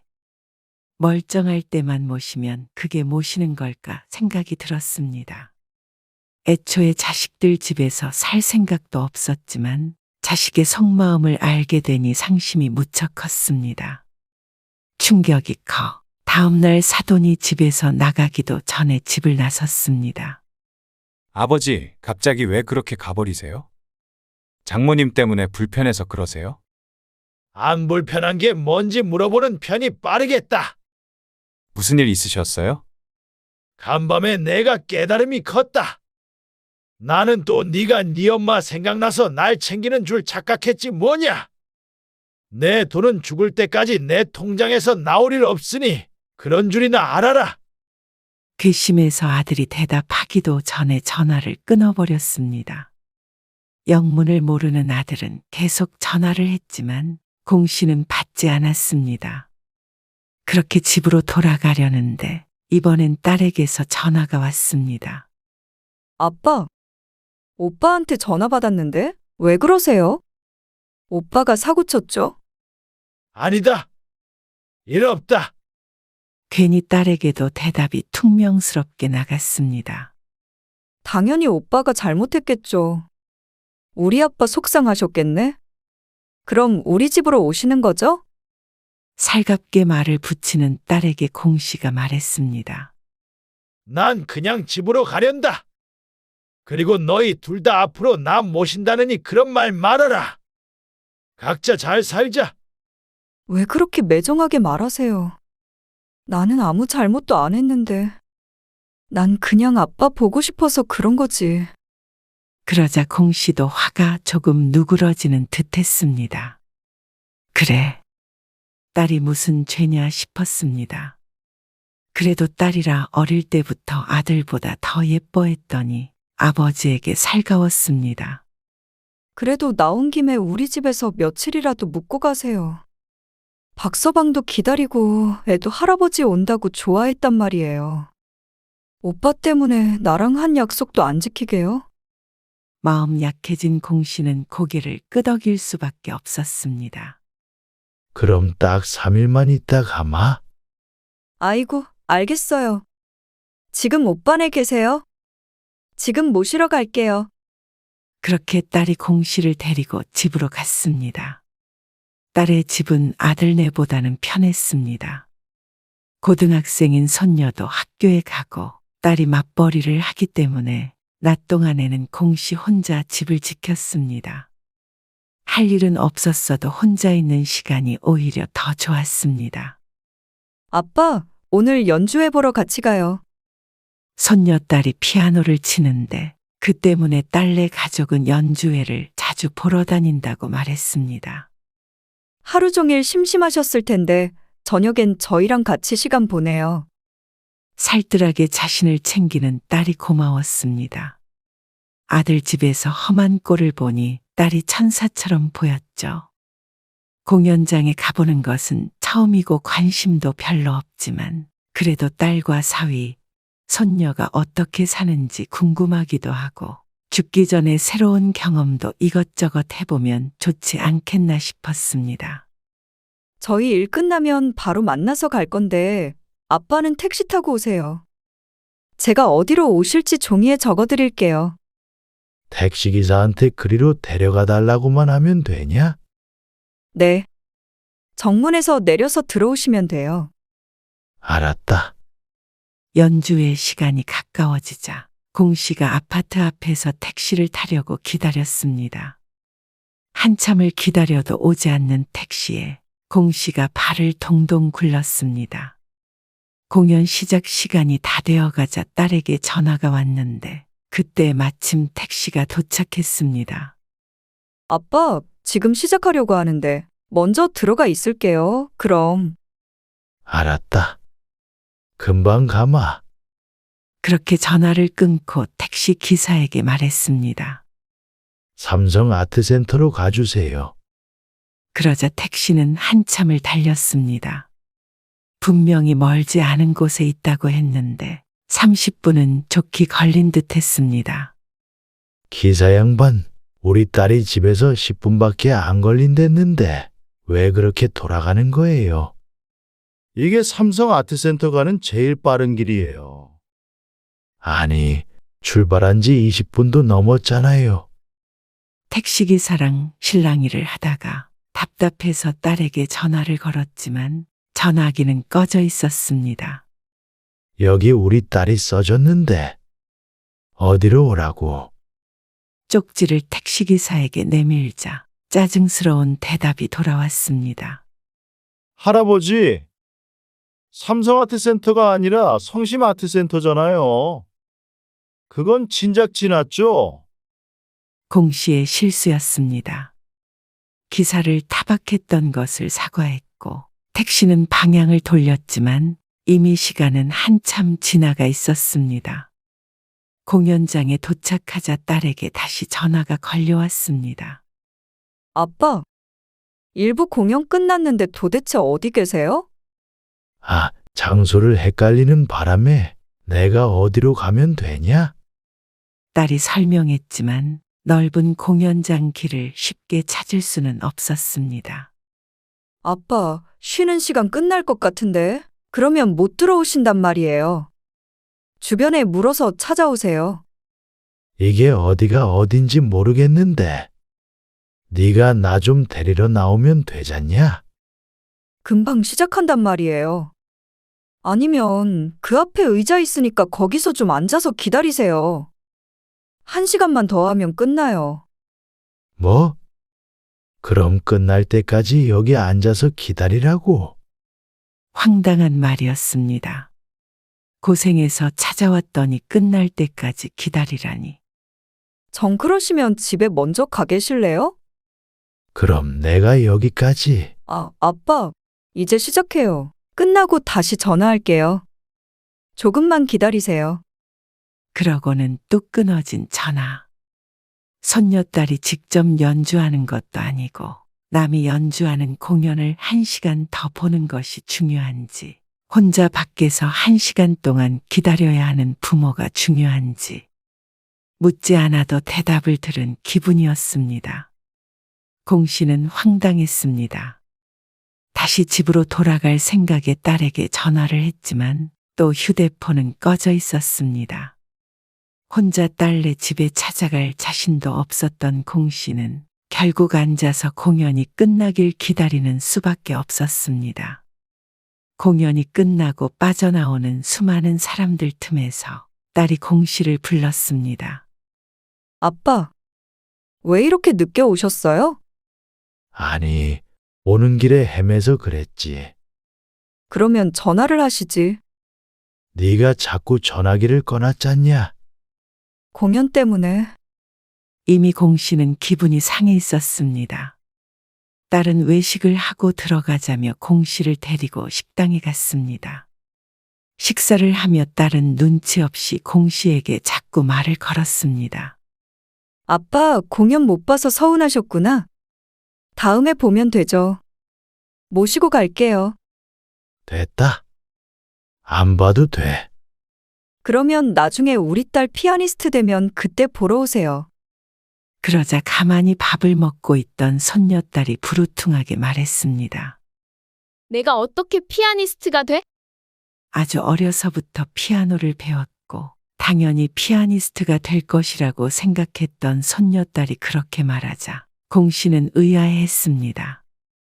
그게 무슨 말이야? 네가 피아니스트가 왜 못 돼? 유학도 안 보내주면서 무슨 손녀딸의 말에 미영이 머리를 짚었습니다. 또 그 얘기야? 이번에 선아도 독일 갔어. 보아하니 손녀딸이 유학을 보내달라고 조르는 듯 했습니다. 너희 할아버지 계신 김에 한번 말씀드려 보던가. 갑자기 공 씨에게로 돌려진 화살의 공 씨가 어리둥절해했습니다. 할아버지 부자야. 유학 보내달라고 해. 딸이 하는 황당한 말에 공 씨가 헛웃음을 짓고 있었는데 손녀가 말했습니다. 할아버지, 나 유학 보내줘. 다른 애들 다 간단 말이야. 할애비가 어떻게 보내줘? 아빠가 우리 딸 유학 좀 보내줘요. 그 돈 다 어디다 써요? 손녀한테 투자하면 좋지. 사위도 말리지 않는 것을 보니 딸과 어떤 이야기가 오간 듯도 보였습니다. 안 그래도 그 말씀드리려고 했어요. 아빠 저희랑 지내는 거 별로 안 불편하시죠? 아빠는 저희가 모시고 살 테니까 저 물려주실 재산 미리 좀 주세요. 꼭 아들 상현과 둘이 짠 듯이 똑같은 말을 하는 딸 미영. 니들은 도대체 나한테 돈 맡겨놨냐? 그리고 나 데리고 사는 게 뭐 그리 대단하고 괴로운 일이길래 내가 돈까지 줘가면서 너희한테 날 맡겨야 하냐? 혼자 잘 사고 있는 애비를 이리 와라 저리 가라. 모시네 못 모시네. 미영이 넌 안 그런 줄 알았더니 네 오빠랑 하는 짓이 똑같냐? 뭐? 오빠도 돈 달래요? 아주 음흉하네. 거봐요. 나 없는 데서 아빠 돈 빼가려고. 됐다. 그만해라. 너희 둘이 똑같아. 아빠 진짜 서운해요. 지난번에 오빠 사업자금 대줬잖아요. 나는 너도 박서방 사업한다고 해서 돈 줬잖아. 오빠보다 덜 준 거 알아요. 덜 주긴 너 이사 간다고 했을 때 돈 보탠 건 잊었냐? 그러자 꿀먹은 벙어리가 된 딸. 그건 그거고요. 아빠는 그 돈 다 짊어지고 가시게요? 왜 그렇게 짜게 구세요? 또다시 입을 벌려 따지려 하자 공 씨가 말을 막았습니다. 됐다. 이놈도 돈, 저놈도 돈. 지겹다, 지겨워. 니네 앞가림은 너희가 알아서 해. 찢어지게 가난한 것도 아니고 있는 놈들이 더하다는 말이 딱 너희 보고 하는 말이다. 그냥 나는 내 집으로 가련다. 식사 자리에서 일어나 버리고 식당을 나왔습니다. 딸내 있는 옷가지들은 있어도 그만, 없어도 그만이었습니다. 그대로 택시를 타고 자신의 집으로 돌아온 공 씨는 아들, 딸 전화도 받지 않고 집에만 있었습니다. 자신의 돈을 호시탐탐 노리고 있는 아들, 딸을 보니 식욕도 사라지는 기분이었습니다. 웬일로 보고 싶다, 모시고 살고 싶다 하더니 그게 다 돈 때문이라고 생각하면 속에서 천불이 나는 듯 했습니다. 차라리 돈이 없었다면 이런 꼴 안 봤을까 싶기도 했지만 자식들이 하는 꼴을 보니 돈이 없었다면 더 비참한 꼴을 봤을 것 같았습니다. 그리고 아들, 딸의 말처럼 가진 재산을 모두 미리 줘버렸더라면 자신은 이미 요양원에 누워 있을지도 몰랐습니다. 지금이라도 정신 바짝 차리고 돈은 끝까지 꼭 쥐고 있어야겠다고 다짐했습니다. 그런데 다음 날 공씨의 여동생에게서 전화가 왔습니다. 네가 웬일이냐? 그게 혹시 어디 아픈 데 있어? 이 나이에 안 아픈 데가 없지. 아니, 큰 병 났냐고. 말짱한데, 글쎄 왜 그러는데? 그러면 혹시 애들이랑 사이라도 틀어졌남? 여동생의 이상한 말에 공씨가 버럭했습니다. 무슨 일인데? 아니, 그게 얼마 전에 진선이한테 전화가 왔거든. 진선은 여동생의 딸이었습니다. 미영과 동갑이었죠. 진선이가 왜? 무슨 일 있대? 그게 아니고 상현이랑 미영이한테 전화가 왔었다네. 우리 애들이? 왜? 상속인이 증연이 하면서 막 그런 걸 물어보더래. 그리고 언니 사망보험금도 자식들은 못 받는 거냐고 그러고 소송 걸면 받을 수 있냐고. 변호사인 조카 진선에게 전화했다는 자식들. 공씨는 큰 충격에 빠졌습니다. 그래서 상현이가? 아니면 미영이가? 그게 둘 다 전화했었대. 진선이한테는 비밀로 하라고 했다는데 진선이가 아무리 그래도 좀 찝찝하다면서 나한테 전화를 했더라고. 나도 오빠한테 말할까 말까 하다가 그래도 알고는 있어야 할 것 같아서. 공씨는 전화기를 툭 떨구었습니다. 동생이 뭐라 말하는 소리가 들렸지만 다시 휴대폰을 집어들 힘도 없었습니다. 아무리 돈이 좋다지만 어떻게 부모 뒤에서 이런 일을, 그것도 남도 아닌 친척한테 그럴 수가 있는지. 이게 자식이 맞나? 칼만 안 들었지 강도가 아닌가. 이 집을 어떻게 털어갈지 고민하는 강도들인 듯 했습니다. 그것도 참 멍청한 강도들이었죠. 그리고 그날 이후로 공씨는 아들, 딸과 일절 연락하지 않았습니다. 휴대폰 번호도 바꿔버렸고, 그렇게 아들이 달라고 노래를 불렀던 아파트도 싼값에 팔아버렸습니다. 그리고 나서 공씨의 고향으로 내려갔습니다. 어차피 이제 일을 하는 것도 아니고 자식들이 보고 싶은 것도 아니고 더 이상 서울에 있을 이유도 없었으니 말이죠. 작은 텃밭 하나 딸린 나다만 단독주택을 하나 샀습니다. 그러니 통장에는 아들, 딸이 탐낼 만한 만큼의 돈이 쌓여 있었죠. 이 돈으로 죽을 때까지 놀고 먹어야겠다. 심심하면 여행 가고, 먹고 싶은 것 먹고, 아프면 여행 가고. 그렇게 써도 평생 아끼며 살아온 노인네는 다 쓰지도 못할 돈이었습니다. 몇 날 며칠 생각에 잠겨있던 공씨가 마침내 집 밖을 나섰습니다. 그리고 얼마 뒤 어떻게 알았는지 아들, 딸이 찾아왔습니다. 아빠! 어떻게 말도 없이 이러실 수가 있으세요? 네 고모가 말해줬냐? 그게 중요한 게 아니잖아요. 그날 그렇게 화내면서 가버리시면 제가 뭐가 돼요? 애 아빠도 그렇고 애도 보고 있는데. 그래? 할 말이 그것밖에 없는 모양이다. 넌 좀 가만히 있어. 아버지, 혹시 아파트 달라고 한 것 때문이면 미리 안 주셔도 돼요. 기다렸다가 받으면 되죠. 뭘 기다려? 나 죽기를 기다렸다가 아주 콱 죽어버리라고 고사를 지내지 그러냐? 그런 말이 아니잖아요. 왜 그렇게 꼬아서 들으세요? 그리고 자식이 부모한테 재산 좀 달라고 할 수 있는 거 아니에요? 그렇다고 이렇게 말도 없이 이사까지 하세요. 아직도 정신을 못 차리는 아들이었습니다. 그리고 딸도 크게 다르지 않았죠. 우리 못 찾게 하려고 여기에 숨으신 거예요? 그래, 맞다.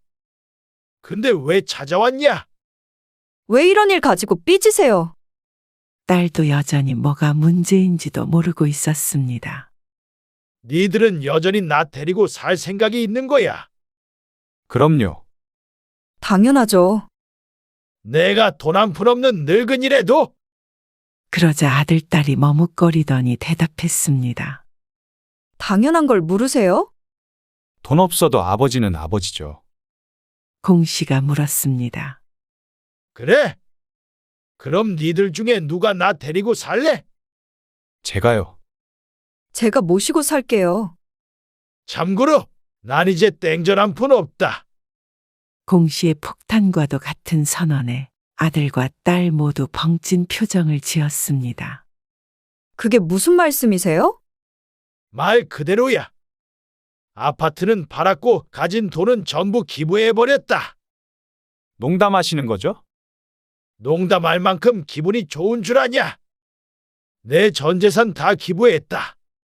그래서 빈털터리인데 너희 둘 중에 누가 나 데리고 살 거니? 그러자 아들과 딸은 대답하지 못하고 서로만 쳐다보았습니다.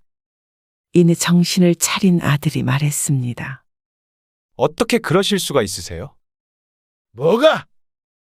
내 재산 내가 마음대로 했다는데 왜들 그리 놀라? 내가 앞으로 살면 얼마나 사냐? 미영이 네 말대로 그 돈 다 짊어지고 갈 것도 아니고 그래서 필요한 사람들한테 쓰라고 줬지. 어떻게 그게 아빠만의 재산이에요? 엄마 보험금도 다 아빠가 가져갔잖아요. 그건 네 엄마가 원해서 그랬던 거였는데 이제 보니까 너희 엄마가 얼마나 현명했는지 알겠다. 남한테 줄 만큼 저희가 아버지한테 아무것도 아니에요? 어떻게 자기 자식은 나 몰라라 하세요? 나 몰라라 하다니 나는 너희한테 최선을 다했어. 남들보다 더하면 더했지 절대 부족하게 준 적 없다. 그래서 너희 둘 다 먹고 살 만큼 살잖냐? 남줄 바에는 그냥 저희 주셨으면 됐잖아요. 뭐가 그렇게 마음에 안 드셨는데요? 제가 아버지한테 못한 게 뭐예요? 그걸 내 입으로 말하면 더 비참하지 않냐? 나중에 너희도 깨닫겠지. 내가 왜 이랬는지. 진짜로 그 돈을 다 기부해버렸을 리는 없겠죠. 아빠 화 풀릴 때까지 기다릴게요. 돈 달라 그러는 게 싫으시면 다시는 그런 소리 안 할게요. 신경 끄고 살길 원하시면 안 찾아오고요. 그러자 공 씨는 웃었습니다.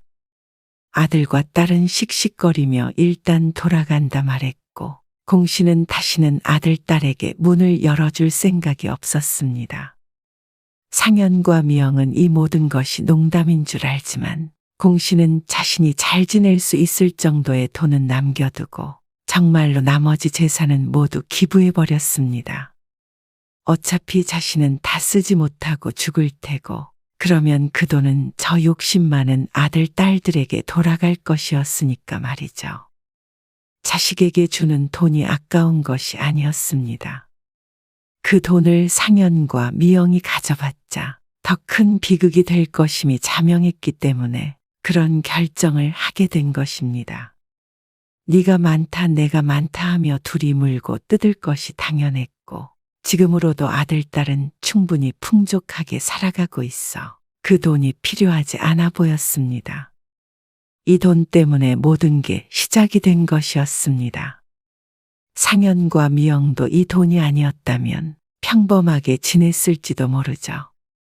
아니, 자신들이 희생하더라도 모든 걸 풍족하게 주며 키운 자신과 아내의 탓인지도 몰랐습니다. 어쨌거나 공 씨는 아주 후련해졌습니다. 그리고 동시에 슬프기도 했습니다. 이러나 저러나 50년 키운 자식들을 잃어야 했으니 말이죠.